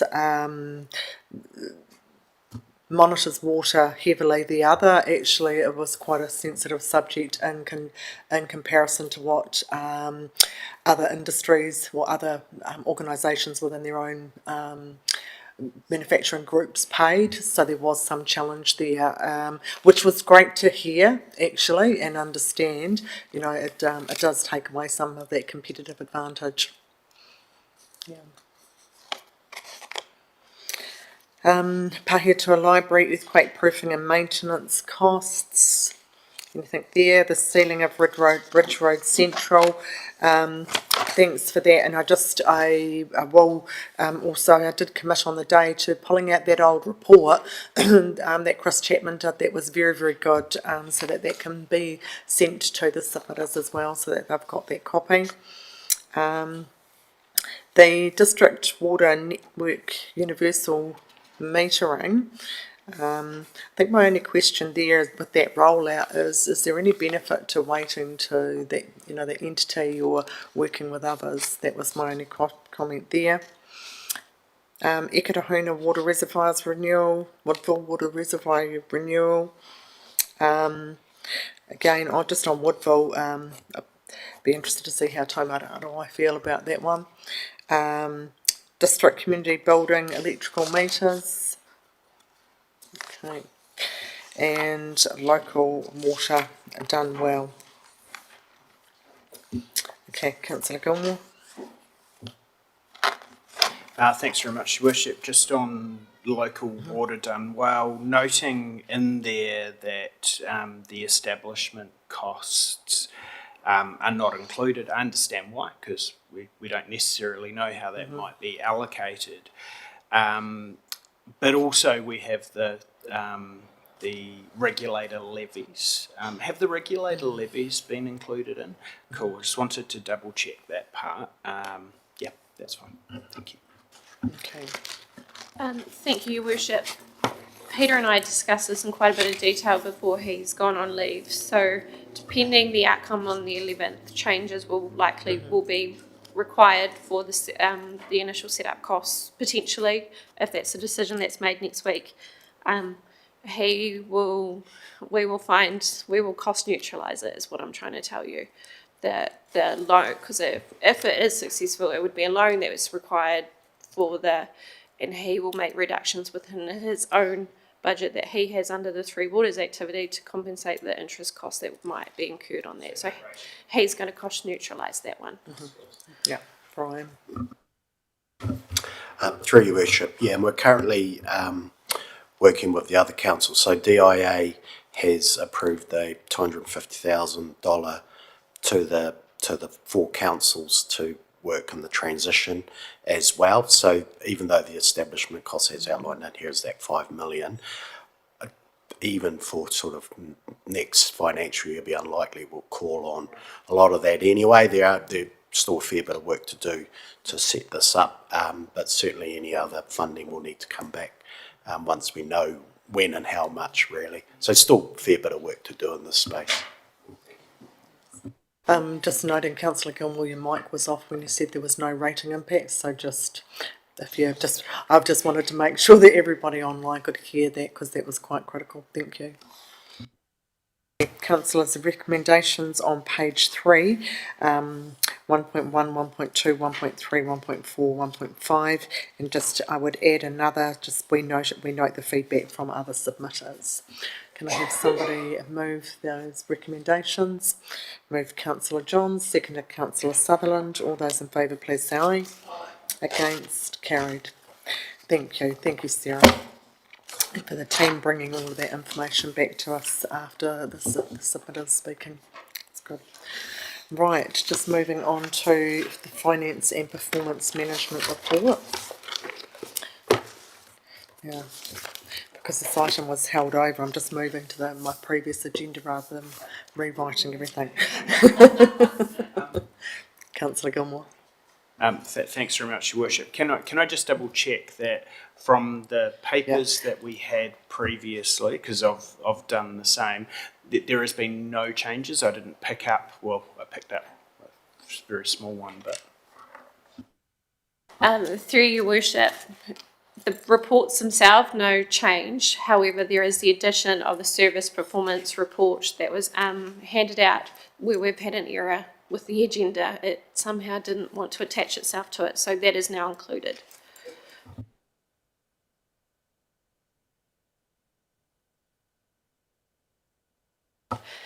Thank you, Your Worships. So, management report for finance and performance.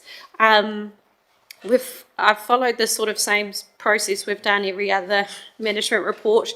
You've got your external funding at the start. Maybe we go section by section and answer questions. Might be the best way. So is there any questions around the external funding? Councillor Wards. Are you laughing, Sarah? Through you, Your Worship, perhaps to Sarah or even to our CE. Sorry, I'm hoping the numbering system is still the same. Under 3.1, you've indicated that out of the total, we've spent 71.83 million. So there's still some to go. And what is the plan? Are we going to hit the deadline? Are we going to have to pay any back, or are we going to spend everything? Through you, Worship, excellent question. I did the final payment request maybe last week, so they'll be fully utilised. Route 52. Yes, I just suddenly read in it says Cyclone Gabrielle as well. So Route 52 complete, finished, done, so. Thanks, Sarah. Are there any further questions in that area before we move on to another favourite?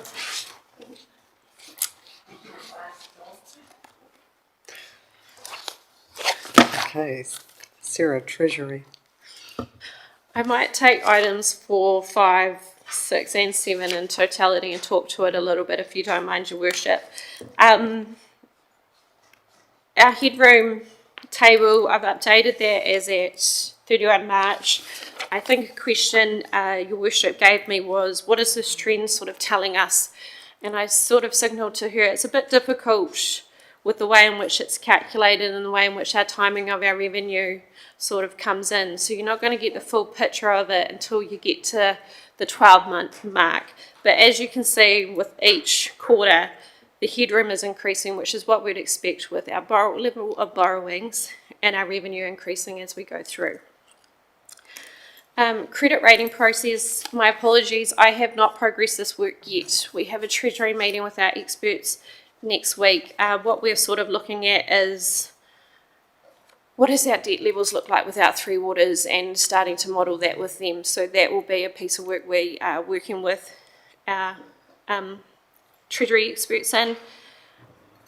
Within social media, I guess we see this next number 6 come up all the time. Sarah, sorry, can I just take you back? I've got one question. My Councillor apologies. Gilmore, that's okay. Thanks very much, Worship. Thanks, Sarah. This is on the credit rating process. I'm quite happy to hear that we haven't progressed on that as of yet. That's something I've been clear I have some concerns over. However, just wanted to double check because I know how busy the team are.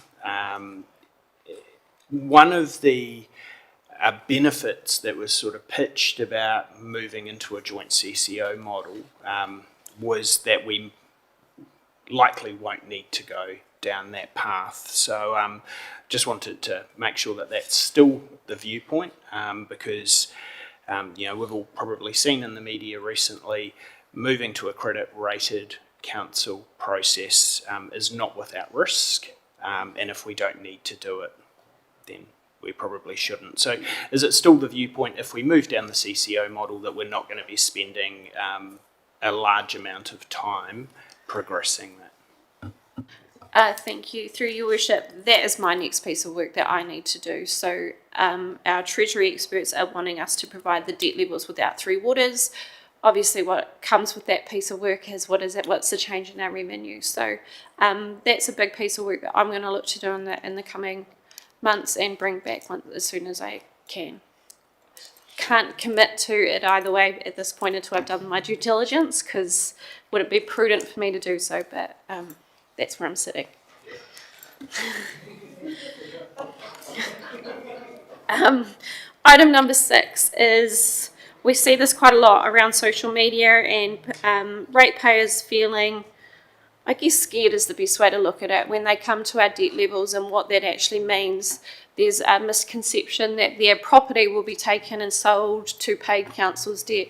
So I just really wanted to take the opportunity to highlight bullet point number 6.6, ratepayers' home and not our security over our debt. Council's rates revenue and council's ability to generate rates revenue is what our security is.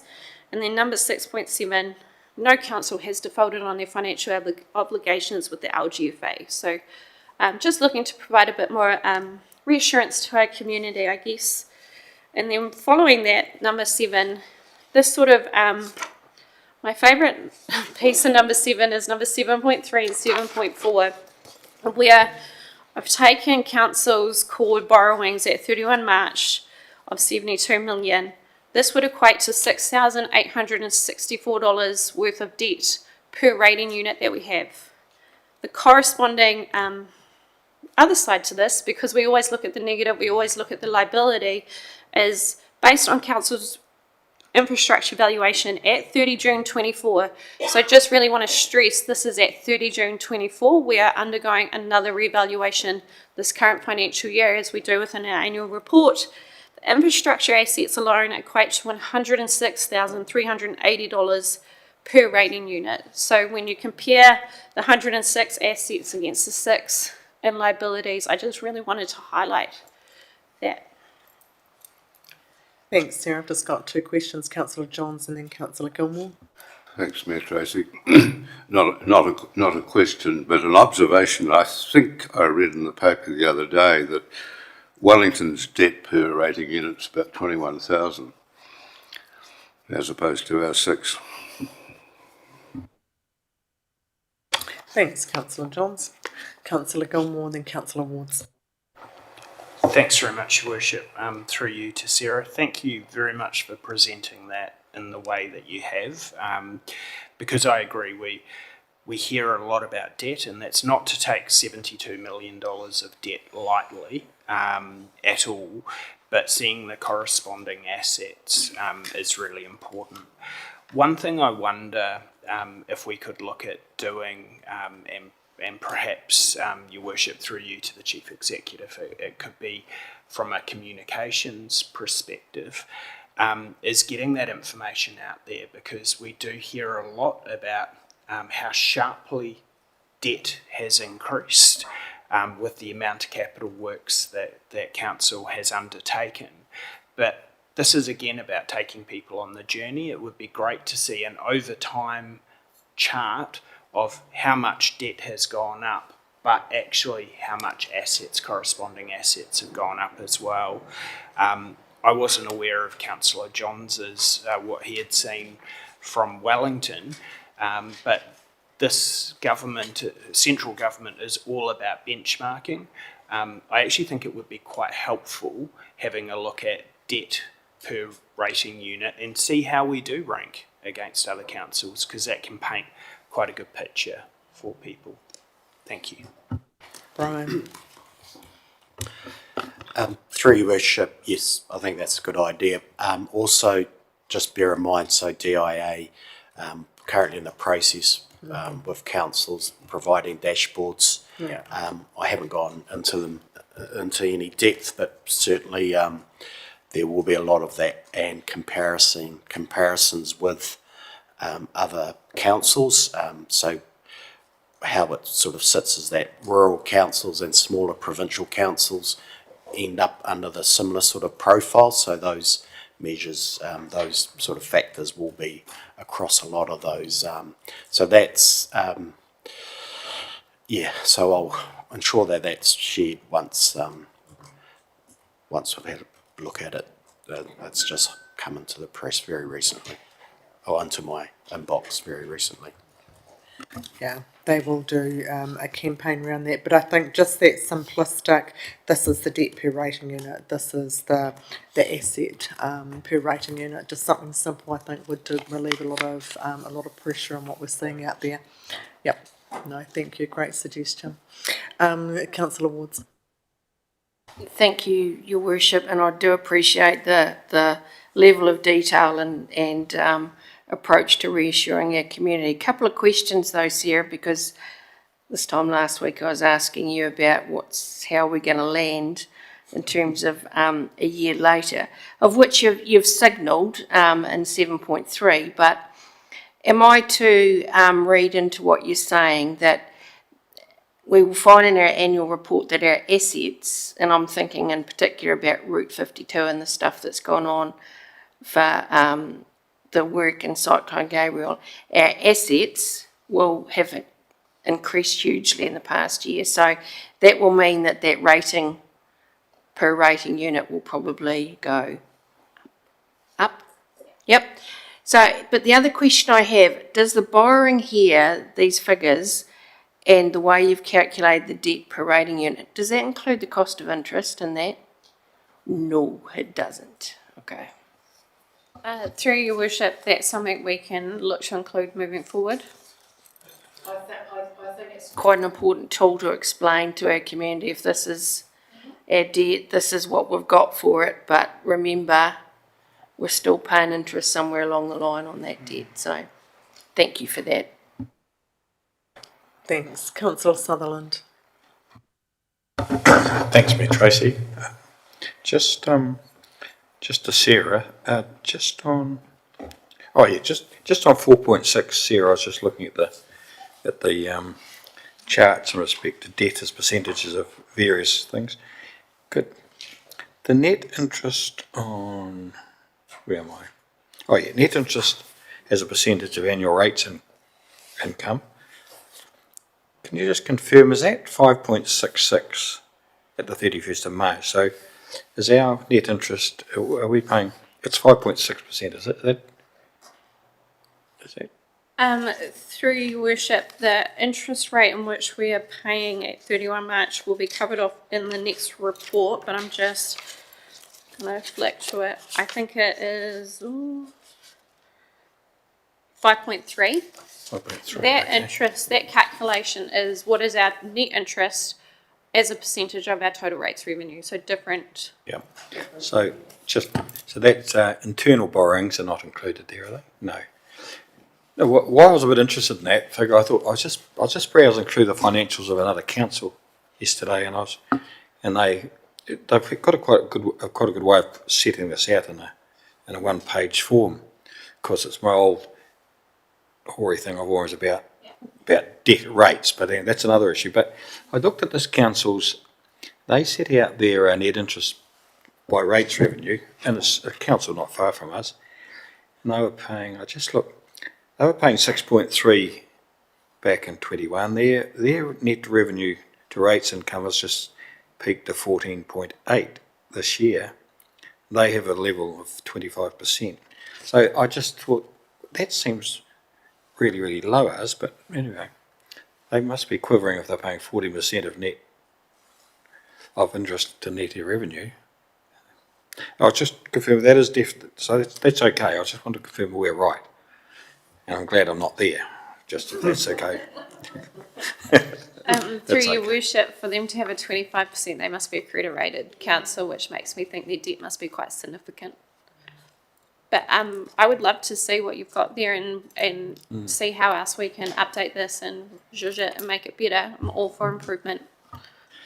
Yeah, I've looked around lots and lots of councils, and it's the most difficult thing to get for councils to provide. In fact, so few do provide any easy one glance thing about rates particularly, but they have various other ways.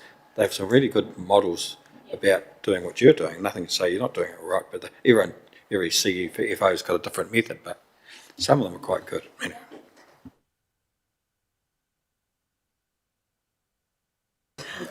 I do love a graph and a picture on a page. It makes it easier to see. It'll be easier than the table because it does get quite blurred. Thanks, Councillor Sutherland. I'll share that with you. Right. Item 8, did you want to? Thank you, Your Worship. We did a little bit of a deep dive around CRMs. What is a CRM? How they come to be within our system, how they're tracked, how you can log them, how are they monitored? Is there any questions from that? Oh, I went into quite a bit of detail. On the next page, how they even come to be a performance measure. I think the part here, councillors, is when you're talking to people, or especially within community committees, and that we can share that, you know, when somebody doesn't think something's being done, actually this is a result of it. So some good information there on just what it is. And we all get, as elected members, you know, the CRM dashboard on a Monday morning. You know, what does that mean? What's coming in? Councillor Wallace. A quick one on the CRM. I don't know if this is the right place to ask, but you know how it goes out to 6 months and then it doesn't tell us when it's dropped off completely? It just sits out on the last column. Closed? Yeah. Is there a closed thing? Because you look at that dashboard and as it tracks across, some of them have been sitting there, but again, what's the end point? Sarah and I did speak about that, and we just, I think by memory you were going to check in with some of those managers and just find out if they just hadn't been closed off or what the issue was there. So, yep, we're looking at that. We'll come back to you and make sure you know the answer to that one as well. Item number 9, a little bit of a deep dive around internal charges and overheads.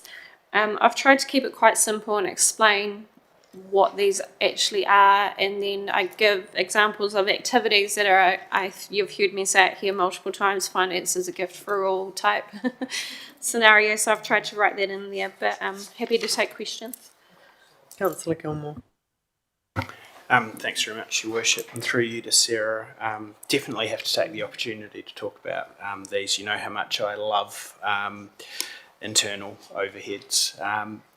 My question around this is how are these set in practice? I mean, obviously it's operational, but really helpful to be able to understand, first of all, how they're set, but then also how they're monitored, the internal overheads. A lot of our other budgets and information, you know, that they're not as grouped together, so we can kind of see it tracking and monitor it.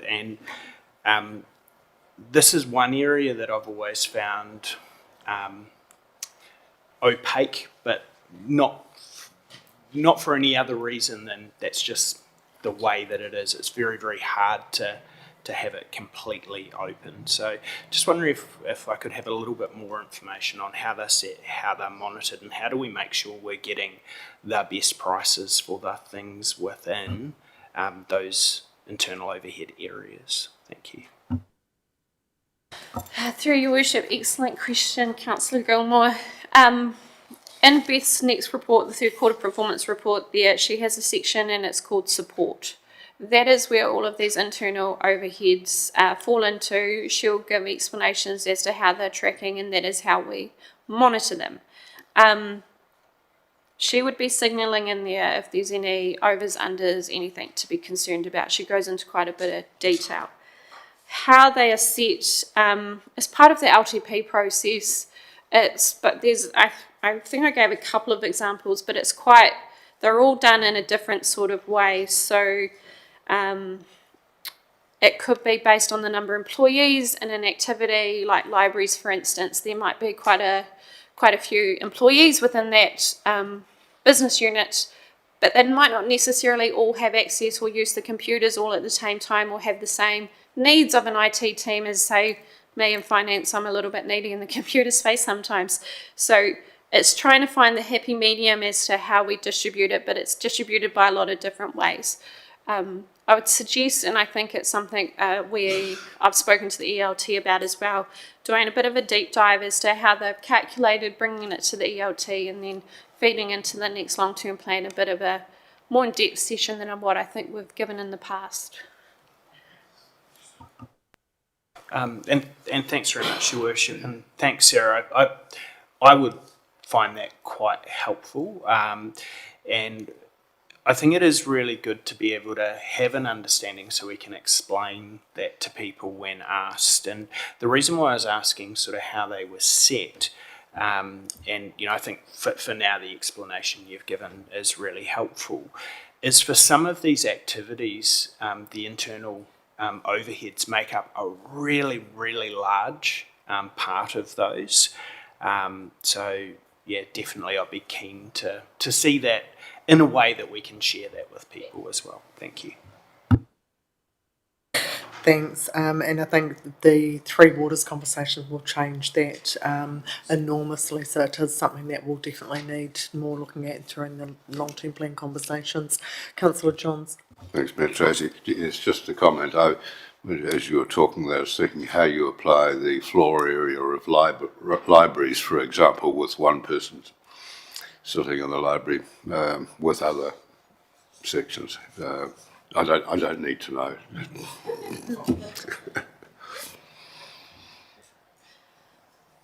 Thank you, Your Worship and Councillor Johns. Last item on here, Brian sort of stole the thunder a little bit earlier. Government back to basics, local government performance benchmarks. So this piece of information was kindly provided by Your Worship from her time and Brian's time at the Royal Provincial meeting. I understand that mid-year is coming quickly, and we'll have more clarity around what these sort of are and what they look like. Brian, did you want to? Through Your Worship, yes, I've late yesterday afternoon I did receive our profile. I haven't had an opportunity to go that into any detail. Already picked up mistakes already, although the email did highlight that they've gone through a significant quality assurance process. So I have raised that as an immediate concern because it was a huge mistake relating to us. So I will want to go through this look for like a fine-tooth comb because this is made public, and anything like that which doesn't align with our own data, then we need to get on top of that. Fortunately, they haven't given us much time either, and said that they'll only make minor changes. So as soon as I've had a good look at this in ELT, I'm sure that it's shared more widely. But at the moment, there's a lot of questions that I've already got, and I've only briefly gone over it. Thanks, Brian.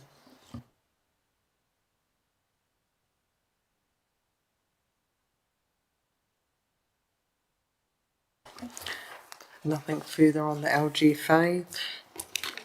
Just the recommendation is, I'll read it since we won't work with the page numbers.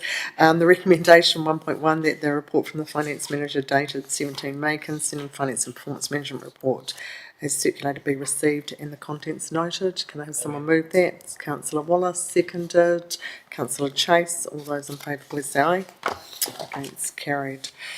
Right. We move into the third quarter performance report. It's next in front of me. I'm hoping everyone's the same.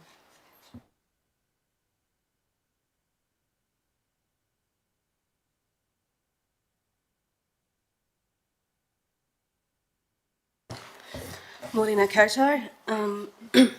We're just going to follow previous formats that we have with presenting the performance report. So I'll be joined at the table by my colleagues who will each speak to their sections within the report. So today, Sarah is going to be Mike and she'll be talking to the capital expenditure report. Then I will cover off the operating performance and treasury sections. We'll then go back to Sarah, who will cover off the service performance results.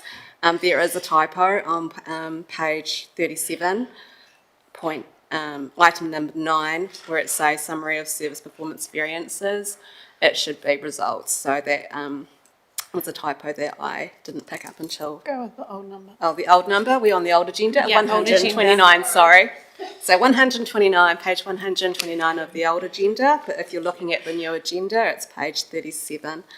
Then we will hand over to Ali, who will cover off our debtors report, and then I will close with the self-funding activities. So, without further ado, I'll hand over to Sarah. Okay, I might. Hi team, please bear with me. Thank you, Your Worship. Sorry, my apologies. Capital expenditure, just a couple of quick highlights that I'm going to make and then open up to questions that I'll try my best to answer. On page 130, we've got the capital expenditure report. Mike has given us a summary of the spend. I just wanted to put the percentage. That is 67.6% of our total program that's been completed was spent to date. I do want to signal that we will have likely carryover with the Paeatua pool and with the Dannevirke impound supply. They're going to total roughly 8.7 million at this point. So that will be a total of 15.5% of our CapEx program that we're going to be signalling to carry forward. I think Your Worship asked me a really great question as to how I, as a finance manager, was feeling with our spend and how it was tracking.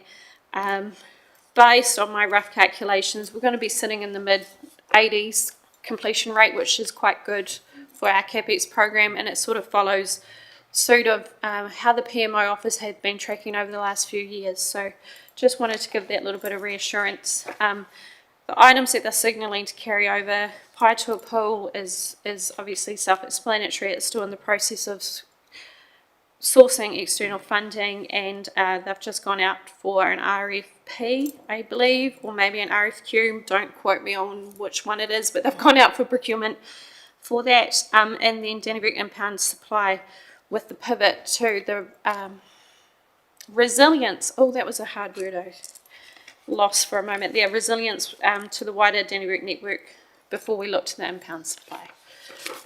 Is there any questions? Oh. Councillor Wards. Thank you, Worship. Through to you, Sarah, look, and through to Mike and the PMO team, it is commendable to have the level of tracking going on and the projected completion. I think people should be smiling about that. I do have a couple of questions through item number 4, the completed, the in delivery, those kind of things. So I'm very grateful to the team for how they pivot and reprioritise some of these projects and used to struggle to get people to think about deferring rather than just because it's on the list doesn't mean we should do it. However, I won't declare my conflict of interest, but down in the discontinued at 4.7, hugely disappointed that the Akatio toilet has been discontinued, and without any reference to my fellow colleague over there who's staring me down. My question, I always knew it was reliant on the tourism fund to be able to do that. Do we reapply for that, given that funding is not available? Through your worship, that is a really great question, and I would need to come back to you on it. My concern is that this has been talked about as part of the solution for some of our infrastructure issues out there, so I'd hate to see it completely fall off a list somewhere along the line. Thank you. Thanks, Councillor Woods. I've noted there that there's some challenge with that, but I will come back to you, Sarah, because there is, whether it's the TIF fund, but there is another tourism fund that I've just recently heard of that I'll pass on that may be able to assist, because I do think whilst it's discontinued, actually it can't fall off.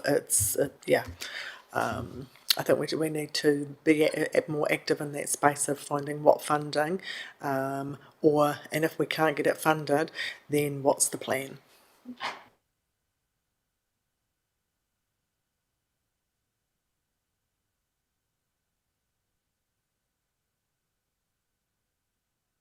Any further CAFEX questions? Mike's done a great job. Councillor Sutherland. Thanks, Ms. Tracy. Not a question, just a bit of a compliment, really. If you do get the chance, I think the project management team has come a long, long way in the last couple of years, and with Mike and very complimentary to Mike and his team the way they've dragged this together with a number of projects that we're managing at the moment. But if you do have an opportunity to chat to Mike or go to his office, it's very impressive the way he's managing these projects, and it's about getting stuff done and a priority. And it's over the last 6 months or so, I've been really impressed with the way he's run that and managed it, and then he gets it into these reports. But you do feel very assured going forward with the running of our CAPEX programs and the management of it, actually. So a bit of a tick and a thanks, really. Absolutely. Okay. Right, so in terms of council's operating performance, if it's okay with you, Your Worship, I will cover off sections 5 through to 7. I'll speak to those collectively because it will be easier to follow. I'm going to take this section of the report as read. However, I will cover off on the key highlights throughout. So if we can go to page 138 of the old agenda, or if you're on the new agenda, page 46. And figure 5 is our standard operating performance dashboard. We can see here that at the end of March, we were tracking ahead of where we had budgeted to be by $8.8 million. In line with the other 2 quarters, this is driven by external funding that Council has received to date. And that is largely made up from Cyclone Gabrielle funding and the Route 52 project, which is now closed. If we go further down the dashboard and have a look at the actual versus budget variance graph, we can see the correlation between operating expenditure against our operating revenue. And so where we have overspent in our operating expenses of 463, that is driven by our unbudgeted contracting costs that are associated to the external funding received. So when I break that down, our unbudgeted contracting costs came to about $1.9 million. However, that was offset by savings in our other operational expenses across our council activities. I'd just like to note too that to 31 March, we had budgeted to receive $27 million. for our external funding, and we have actually received our full year budget for the 9 months. Further down the graph, we have our finance costs, which I will cover off again in our treasury section. However, as Sarah has mentioned in her management report, this is mostly due to council taking advantage of our current environment and pre-funding future debt maturities. So we pre-funded $6 million of debt maturities that matured in April this year, 2025, and a further $6 million that is due to mature in April 2026. I also forgot to note that this dashboard here, figure 5, should be read in conjunction with our high-level commentary on item 6 on page 139 of the old agenda and page 47 of the new agenda. So moving on to page 47 of the new agenda, page 139 of the old agenda, I did mention in the last Finance Performance Committee meeting that I was going to shift figure 6 so that it flows in line with how the report should be read. I did not do that for this report, so I will do this for the 12-month report, but what we have here is our traffic light variance report, and this basically gives us a snapshot of how council is doing in terms of all of its activities. So if we look at the traffic lights, we can see that there's a lot of green here. So that indicates, that we're on track. We're heading where we had expected to head for year end. So with these activities, we'll either meet budget or come close to it. Where you can see variances, unfavourable variances on the revenue side, that's due to just the timing differences of our external funding. And claims have been submitted in the 4th quarter, so they should be expected to be paid out before year end. Likewise, on the expenditure side, where we have gone over budget, is just due to we've spent the money. So in terms of how and Sarah, correct me if I'm wrong, but in terms of how the external funding works, we need to spend the money before we can lodge a claim. So we'll see that come right towards year end. And that this report, which I forgot to mention, should be read in conjunction with item number 6, which gives us our item number 7, which provides our detailed explanation of our operational variances. Do we have any questions? Councillor Wards. Are we able to ask questions on section 7 then, the detailed one? Okay. Under community development through you, your worship, you've indicated there, and it might be explained by the timing that you've just talked about, Beth, but as at 31 March, councils received the full 260,000 for the Mayor's Task Force for Jobs, of which 20,000 has been spent to date. Did I miss something? No. So we've only spent 20,000 of 260,000. There's got to be another answer. Oh, thank goodness for that. There certainly is another answer, and that was a great question. So as part of our year-end process in preparing the annual report, we will do some book entries, journal entries, and within that Mayor's Task Force for Jobs, we haven't captured the staff costs yet. So, and this question was asked, I recall it was asked last year. So once we start preparing the annual report for this year, we'll do all we need to do in terms of the journals, and we'll find that our expenditure-related expenses for the Mayor's Task Force for Jobs will come up and net off. Does that make sense?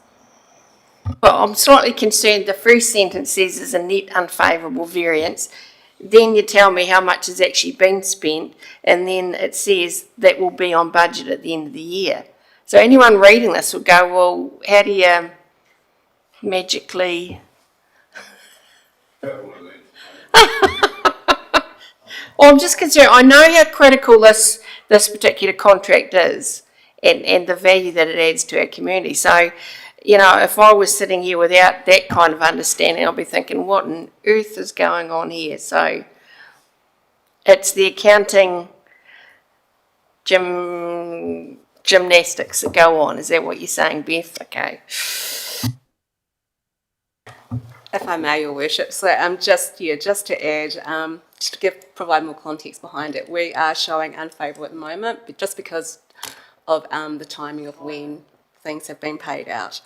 But having the discussion with council officers, we expect to land on budget at year end. Sorry, my wording wasn't very, it wasn't articulated very well. I will work on that for the 12-month report. Councillor Sutherland. I'm always pretty right with this part of the report because it's usually right on top. The only question I had, what I was a bit intrigued really, was animal control. And I'm just not sure how we budgeted for significant and additional revenue to allow for growth in dog registration. So I may have nodded off when we get onto dogs because I don't. But during previous discussions, but how do you allow for growth? How do we anticipate growth in dog registrations, which didn't happen? Interesting.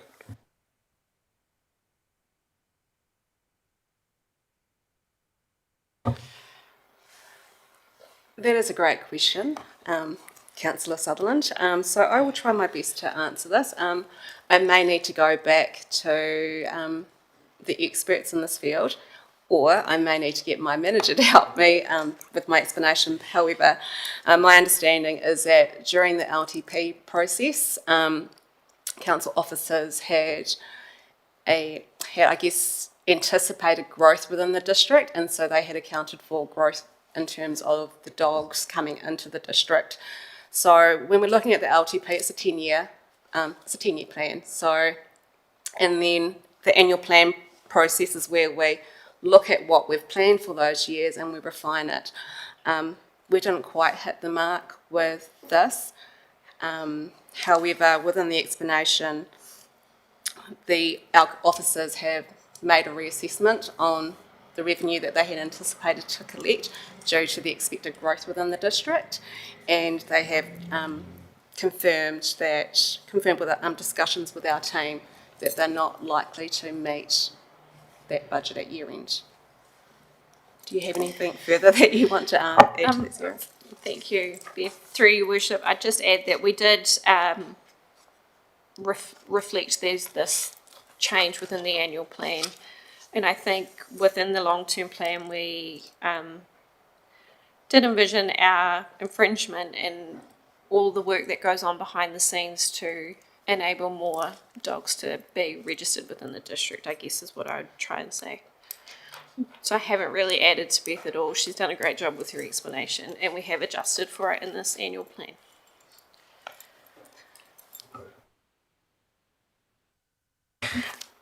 Beth or Sarah, am I right too? And the number of infringements, the dog registrations have been paid on time, and that's been a lot less as well.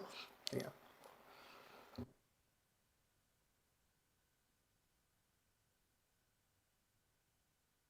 Are there any further questions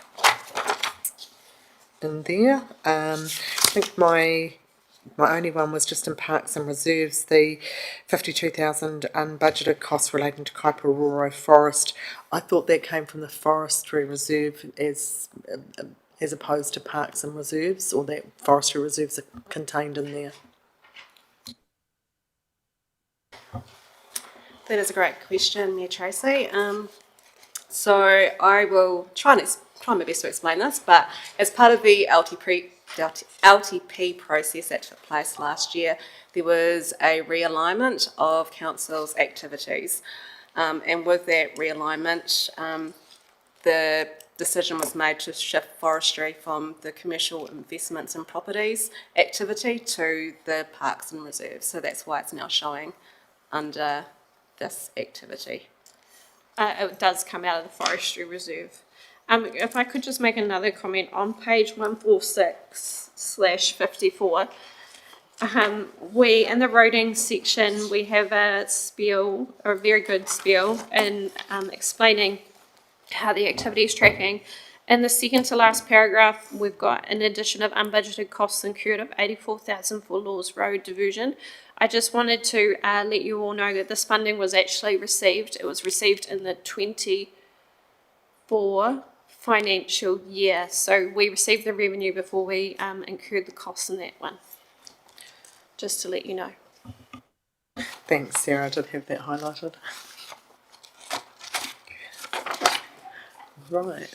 There's no further questions. Hold on. Yeah. 2 seconds. Right, so there's no other further questions in the operational performance. I'll move on to the next exciting topic, which is our Treasury section. So we've tried to take on board comments from the previous Finance Performance Committee in terms of how we report on our interest cost performance. So you will see on page, 148 of the old agenda / page 56 of the new agenda, figure 7, which is our Treasury performance dashboard. If we go down to the lower part of that dashboard, you will see that we've added an additional line to that. Is it a line graph? A line graph, where we have reported on our unhedged rate. So that's if we did not execute any interest rate swaps, this is what our interest rate would be. So that data is provided to us from our benchmarking reports that we receive from PwC monthly. In terms of our achieved interest rate too, I just want to add on to Sarah's explanation, which she covered off really well in her management report, on how that figure is calculated. So what we do is we take our annualised interest cost over our external, across all of our external debt. So for the full 12 months to 30 June, and we divide that by our average closing debt. So we take our opening debt at 1 July 2024 and our closing debt as it is now, and we divide that by 2, and that's how we get our average debt. So that's where the 5.3% comes from. If I skip back up onto this dashboard, sorry, I've just fast forwarded to the bottom. Can I just stop for a question, Beth? Is that okay? Yeah, Sorry, that's fine. Councillor Gilmore and Councillor Wards. Thank you. Thanks, Your Worship, and through you, and thank you very much for adding that on. Super grateful for that, because it gives a really good indication of how impactful some of that hedging is. It's only 2 quarters, but having a look at it, and of course we can't always get the most positive result. It's always over a long period when you look at hedging, but it is a couple of quarters now where if we weren't hedged and we were in the market, we perhaps would be getting a more favourable result. So just wondering, have we got, we're working on a strategy or a plan throughout our interest kind of strategy to have our achieved rate being better. Does that make sense? So, sorry, I'll probably just explain that a little bit better.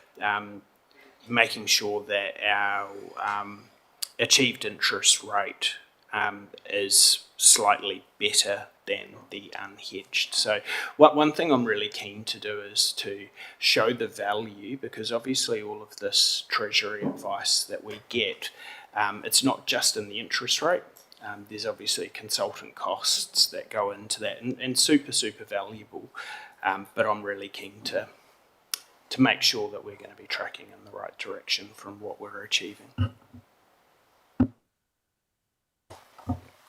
Through you, Your Worship, that is a great question, Councillor Gilmore, and as Sarah, I'm just going to reinforce what Sarah has said within her management report. So we work with a team of external Treasury advisors, and when we have our meetings, we meet with them, I think it's monthly. we look at the current environment, our economic conditions. There's a whole lot of factors that go into the decision-making process. They look at our debt, what we've got forecasted coming up in the foreseeable future, and they take all that information. They look at also where we are going to fall out of compliance, because with our debenture trust deed, when we report to the trustees, we need to be meeting these milestones that are within that agreement in order to satisfy, I guess, our arrangement and our agreement with the LGFA, because we're borrowing with them. So the decision that is made by the team at the time is based on the current conditions to the best of their ability. So I can't really add much more to that. However, if you would like, I can, at our next Treasury meeting, we can discuss it further with our external advisors. Does that answer your question? Sorry, I'll be really quick. Thank you very much, Your Worship. I suppose more my request is, can we make sure that we keep that line in that chart? Because the performance will be the evidence of how effective that strategy is. So now we have it there. It's something that I'm really keen to keep an eye on. So I'll leave it at that. Thank you. Thanks, Councillor Gilmore. Councillor Wards. Just quickly, thank you, Your Worship. I'm with Councillor Scott on this. I get quite excited about hedging, but we won't go there. So it'll be interesting over time to see whether the hedge and the reds and the blues all become one. I mean, that would be ideal. But I've got a quick question that you may not be able to answer without a calculator just there. But if you look at the achieved interest rate in March 25 and the unhedged rate, what's that in terms of dollars to us? Sorry, I'm just to give perspective, because it's not quite 1%, I appreciate that, but the difference between, well, you're all writing, just curious, because that's yet another marker of what we could have saved if we'd.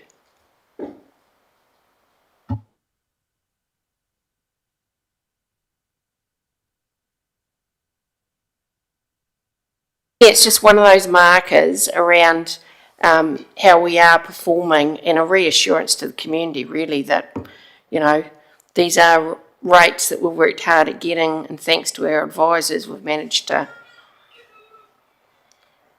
Excuse me? Thanks, Your Worship. Sorry, through Your Worship, I'd just like to add, as part of this, we need to remain compliant with our Treasury and risk policy. So in our Treasury and risk policy, we have a percentage of debt that we will have hedged, and we have a percentage of debt that can be floating. And so it's all a combination of absolutely everything. I think Your Worship asked me a question not that long ago around the pre-funding. Do we need to pre-fund, and should we be executing these type scenarios? And it comes down to that compliance at the end of the day.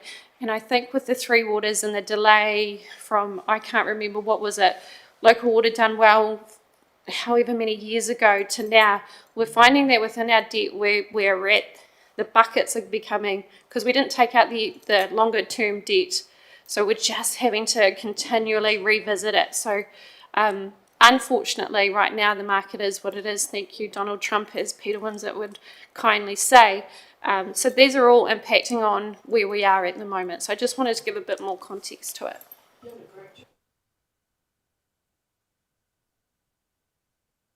Thank you.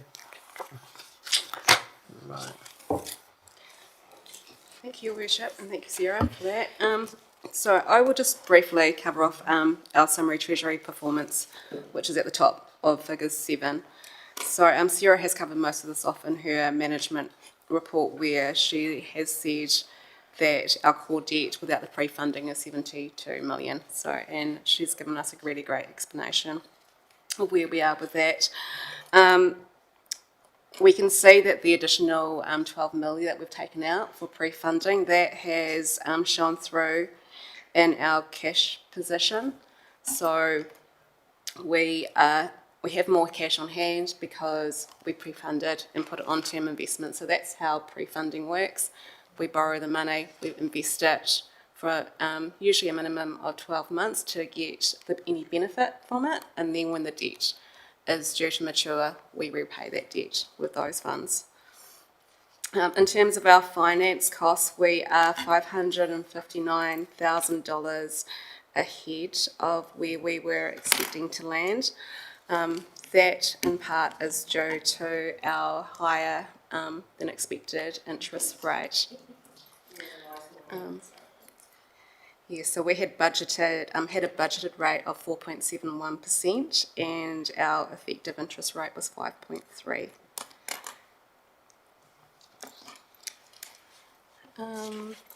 Do we have any other questions in the Treasury section? I think I'll just go back to that same one that I asked. I guess you borrowed the $6 million to repay debt that matures in April 2026. You know, how much time do you need to borrow that? And, you know, why do you go so early? When do you make that decision, given some of the interest rate? That's a very good question, Mayor Tracy. So as part of, I guess, our pre-funding strategy, the recommendation is always to pre-fund at least 12 months ahead of when debt matures. And that is just so that we invest it for that 12-month period to get any benefit from taking out that debt, pre-funding that debt early. Anything short of that 12-month, we're not really going to benefit in terms of the interest that we are receiving on that debt funding. And if you have a look at a period over time, is that always been positive? That's tracked that way? That you have made a benefit from borrowing early? That is a good question. Can I find this out and get back to you? I just want to add that I guess since COVID, since 2020, the condition that the environment that we're in has been quite volatile. But moving forward with how we are anticipating to report the interest rates, we should see a good trend on whether or not pre-funding is benefiting us. Thanks for that, and that's a good reminder of, you know, we do forget about the challenges that were there with borrowing in those COVID times. Thanks, but I would be keen just to see and make sure that that is the right way to be going forward.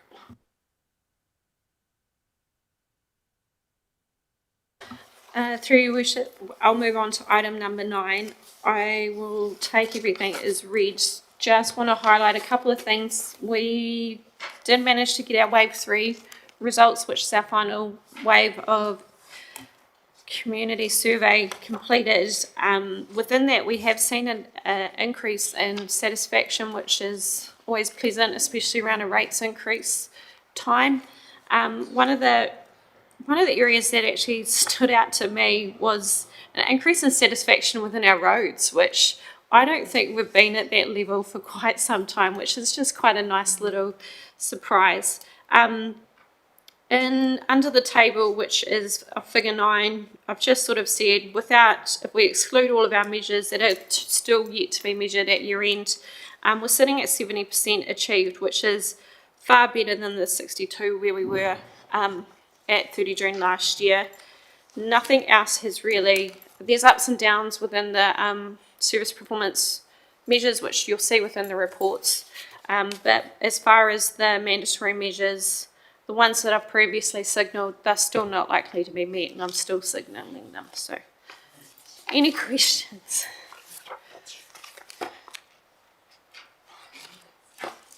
I think the work and result around Route 52, when we didn't meet the roading, we often used to link it back to that. So I think we're starting to see some of the awards there, council awards. And can I add to that, Your Worship, the work that's been done to the roads out towards the coast thanks to Cyclone Gabrielle. There is many a time now I never hear a word said about it. So I think it's obviously reflected in these stats that the communities that have had the work done have certainly appreciated it.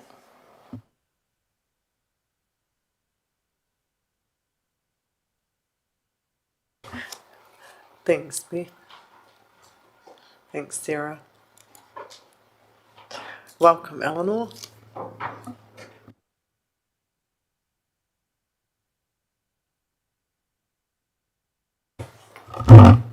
Just put it here. Kia ora, Your Worship, councillors, Brian, staff. I'll take the debtors' performance report as being read and just go through some of the things that I've highlighted here. The rate arrears in December 2024, we were able to refocus on our debtors management as we engaged Debt Management Central to assist us.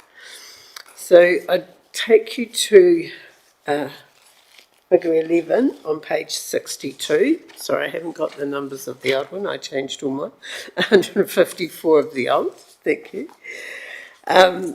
Yeah, so of the 2,133 rating units, sorry, I do realise there's a little discrepancy between the two tables here, figure 12 and figure 11. One's got 2132 and one's got 2133, and I've talked to Gavin and he said it's some counting thing that he just can't, he's going to look at it, but it's driving him nuts too as to why it's doing that. But the total is correct at 2133.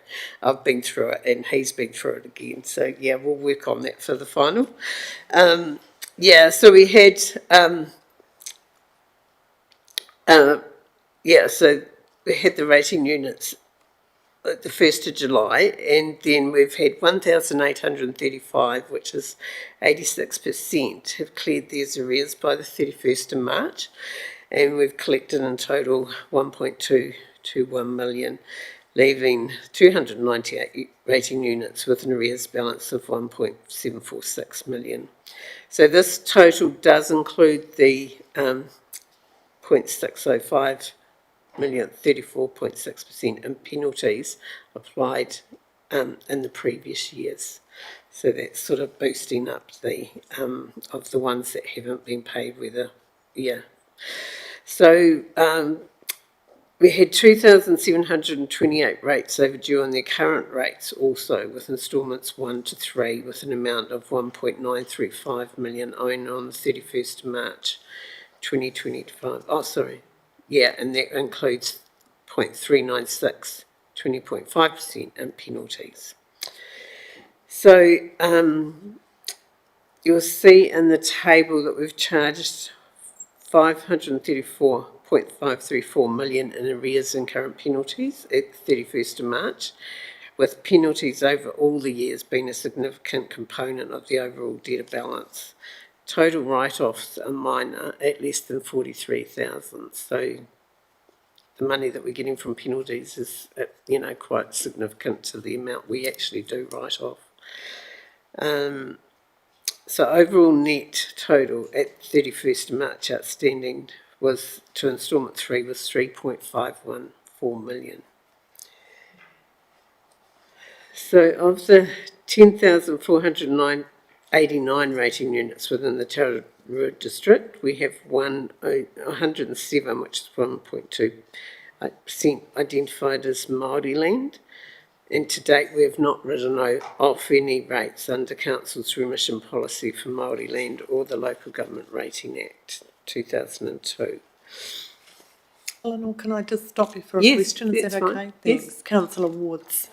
Thank you, Your Worship, and thank you, Eleanor, for that explanation. I just have a couple of questions on the table, figure 11. Because one of the concerns that I have around, and I'm sure my colleagues around the table do, is that when this started, how many were we dealing with? Where are we up to now? Not in terms of the dollars, but in terms of the numbers. So can I just get you to cast your eye over the the very first column on that table at the agreements and the DMC management. So agreements, we had 20, DMC management, we had 58. Now, you go across to the column of the number of rating units currently, and we've got a big increase in the number of agreements at 58, and DMC management still at 58. So those figures tell me that although we had some agreements in place, we've ended up with a total being looked after by DMC. Or if we increase the number of agreements, the fact that the agreements and the DMC management numbers are exactly the same, you with me? What I'm trying to understand is it looks from this table that the people a year ago that were under debt management is still the same, but the agreements that I thought we would have negotiated internally has also increased rather than gone down, because I would have thought making agreements meant we were going to resolve it, but we've gone up. So those two columns at agreements and DMC management is where I'm curious to understand that mix across a year, or not quite a year. Are you with me? I think it's because we're putting so many to DMC, we manage them by what we call as a major agent in the process. Like it's a little field in the rates inquiry, and that's how Gavin pulls the information. But through putting so many through to DMC, we haven't had time to go through and update them. So what Gavin's pulled in his report is we'll try and work on that. But when you see what the debt management central report has that they've put in, it is quite different. And because we will work on Thought for us to internally come up with some agreements, the potential in the last year was 9 months would have been to resolve those, and that figure would have gone down, not gone up. It means we've put more on agreements. Yeah, but the fact that it matches the DMC management is what I'm curious about. Mm. So I've put more on agreements, but the debt collection figure remains the same. So I've actually gone up in terms of the ones that still owe us money rather than have gone down, or maybe I've read that wrong, but. No, I'll have a look at Okay. what those. The in detail I'll report. Thanks, Eleanor. Look to get that clear for us. Yeah.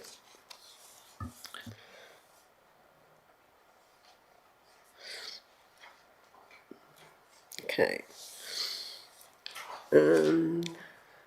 So other debtors. So the graph in figure 13 on page 63 shows the balances at the 31st of December and the 31st of March 2025 with 0.753 million owing to 31st of March 2025. So I'm sorry, I have excluded, there was within the sundry 521,000 that was overdue from Waka Kotahi, or was owing from Waka Kotahi, and it is just a timing issue that we highlighted in the December report that of when the invoices were issued to payment received. The debt management process. We have outlined our process for managing debtors in 10.3 and used the different tools available to us for collection of arrears under the rating legislation. So we've changed our process for how we manage the current rates owing after each instalment, with Debt Management Central sending out the overdue letter in place of council. And figure 15, page 66, shows the summary of DMC dashboard So it's 158 of the old one, yeah, of the other one. Yeah, from the 1st of July to the 30th of April of all the rates. So they've combined these as rates and sundry. I'll see if they can split that out so that we can have it more detailed of what's rates and what's sundry.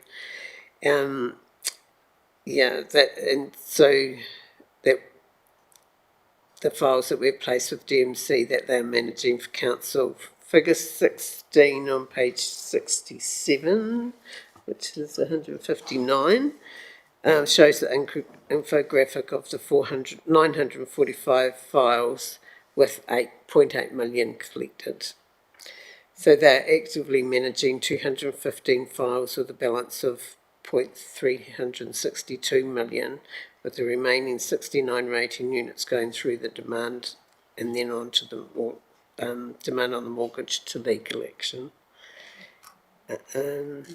Thanks, Sally. Can I just take a question from Councillor Johns? Yes. Thanks, Mayor Tracy. No, thanks for that, Ali. What percentage of those with DMC are attributable to the direct debit issue?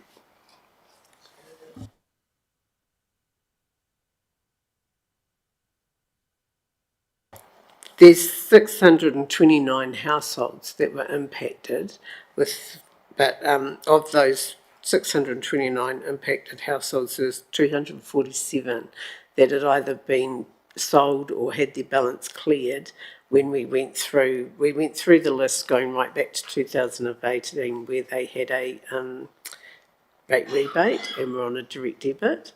And so, yeah, we took the 247 out, so it only left 380 something, 382 remaining. Yeah, so they haven't actually gone to Debt Management Central? No. No.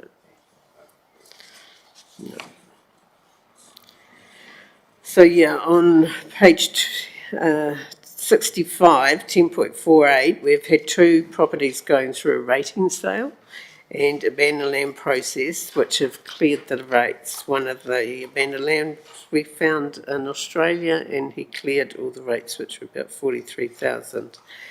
So these payments will be reflected in the next report to council.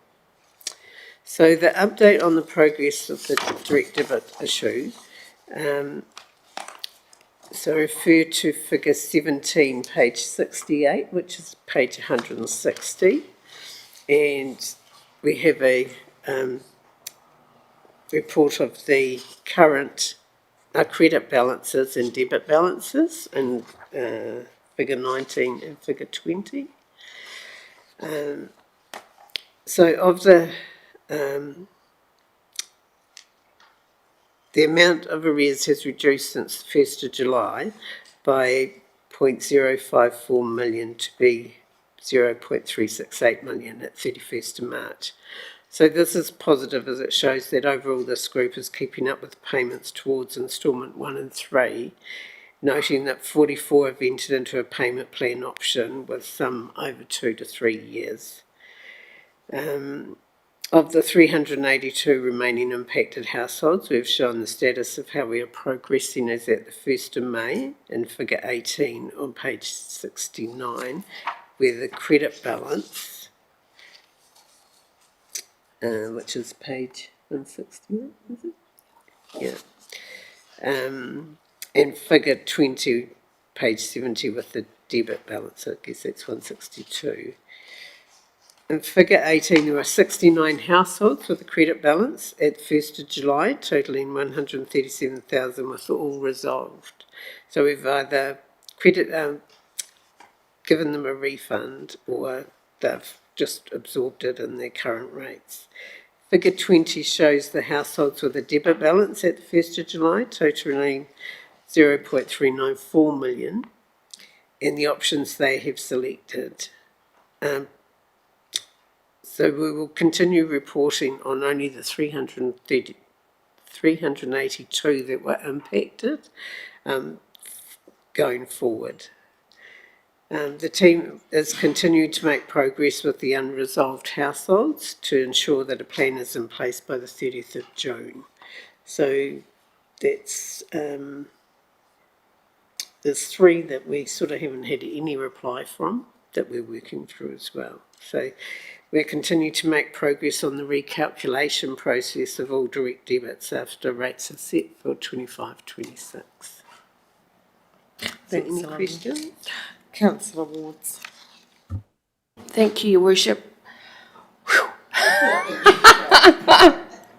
Now, Eleanor, I'm not quite under 10.7. So the table, which on my agenda is page 162, there's some good news stories in there. And so we started out at 216, and this particular table demonstrates how you've worked the different categories into some form of resolution or, changed their mind. The interesting thing for me was, remember all the work we did on a postponement policy and how at February, for instance, there was a postponement preferred, but by the time they've got through to now, they've changed their mind. The beauty being that, they've had some options, and I think that's the story that's coming out of this table for me. So, kudos that the resolution numbers are increasing in most of those categories. So that's a really good news story. I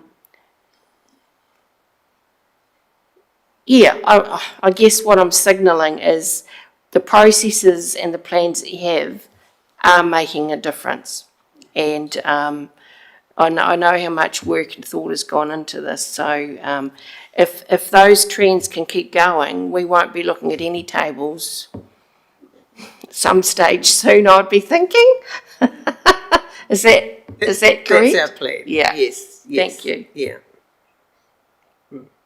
Thanks, Eleanor. If there's no further, Councillor Sutherland's got a question. What I will do after this question is we'll move into self-funding activities, and I'll hold the servants' performance measures over until the 11th of June, just so that we've got a bit of a break before community wellbeing. Councillor Sutherland. Thanks, me, Tracy. Just quick, Eleanor. Eleanor, I just, I've always, the charts on me have always not quite got on very well. But just tell me, just so I know his chart, figure 11. So July 24, we had 2,100 debtors. Yes. Of nearly 3 million. I see that. And then we ended up with 298 as at March 25, owing 1.4 plus arrears. Arrears, the penalties are significant, more than half of that. What you've got one with you there, Evan? You're on the right. I'm on the right yes, chart. Yes, yep, yes, so, yes, okay. right. Yes. Just so I can get my head around this. So if I wander down to green, so as at now, total arrears owing, I'm guessing that's at today's, is that at March 24, March 25, end of March? So the total owing now is 3.68 million. Is that right? Okay, so we've added significantly to that 298. Although the orange one says 298 arrears, your rating units in arrears. Am I missing something here?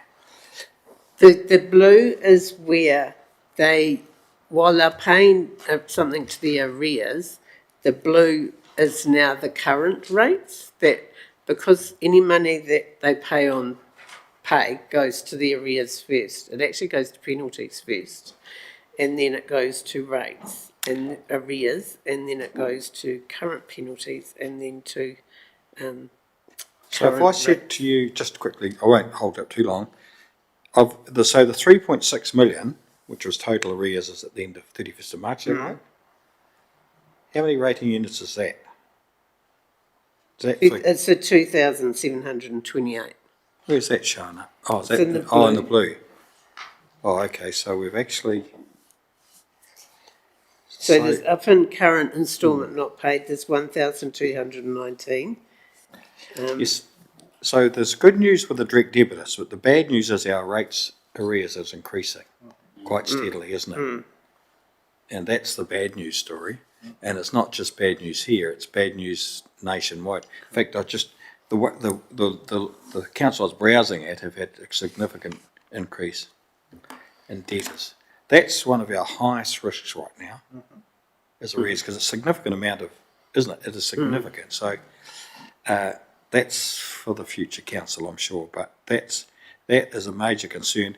And the arrears are impacting significantly to that. The penalties, aren't they? Anyway, I'll just leave that for a time. But Yep, there's some real affordability pressures. I was going to say, Mayor Tracy, the affordability has become a significant risk for this council and for regional councils. And in fact, when I was blabbing on a bit about Tasmanian Water in another forum just recently, they'd actually formed, though they were successful, they'd formed a little group or a company in that to manage debt on all their water payers. So it was, there is a whole different, there's a lot of emphasis shifting to how councils are going to have to handle debt and repayment, isn't it? Because it's just, if you think about the total debt,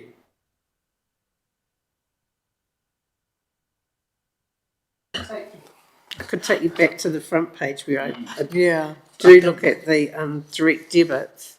They have actually increased, even though we had the problem. There are more people taking up that option and, to spread the rates over the year and pay smaller parts to it. Some are managing themselves with automatic payments and then just topping up when the rates count comes in. But, it is getting harder for people to pay. Yeah. Right, Councillor Wallace. And then we Make might it real wrap. quick, yeah, because that page 61 is a very good indicating of the economic society we're living in now. Everyone's getting broker. But the question there lies in that. The question I quickly want to ask, I have had clients that are asking for leniency. They admit full muck-up. They're not denying it. And I can imagine you would have all sorts of people pleading to you. The question I put forward is maybe it's better off to get some than none and not disappoint them going forward. And I don't know the parameters of that, but maybe we want to have a look at that, because I'm not saying, there's some people out there that just don't want to, they just want to cause you a headache. But I think there's some people out there might have, through their own problems or whatever, forgot to pay their rates on time, and then they get whacked. And if you look historically, or I'm probably simplifying this, if you look historically, if they've never let you down before, I'm trying to classify them in a different group from the person that never tries to help our district. We do try and work with them all. We have got the penalty option of remitting the penalty, but that's when it's paid. So we can't stop the penalties going on. We have to put them on under the legislation because we've put it in the rates resolution. But we can help them, and we try and get them to pay at least their current and get used to that, like we have with some of the impacted direct debit rebate rate payers, where we've sort of smoothed it for them. So we try and get them paying maybe even $10 towards their arrears, but they have to pay their current. So we sort of work out, like even if they came in at the end of instalment 3, we would put 1 to 3 in arrears and work on going forward to try and help them, so that, and spread that arrears over at a set amount over 1 or 2 years. Yeah. Yeah. Thanks, Eleanor. Thanks, Beth. It's been fantastic information to absorb, and it does also show some of the challenges that we've continued to have going forward around that. There's a recommendation, I'll read the recommendation, I think it's page 37 of the new agenda. 1.1, that the report from the Senior Financial Accountant dated the 9th of May concerning the third quarter performance report, period ending 31st of March 2025, be received. Can I have somebody move that? Councillor Gilmore, seconder. Councillor Johns. All those in favour, please say aye. Against, carried. Unless you had any final remarks, Beth, I'm going to hold the service performance measures over until the 11th of June, just so that we've got a break before the next meeting. So thank you very, very much for preparing all of this, and apologies for the delay. Thanks. Okay.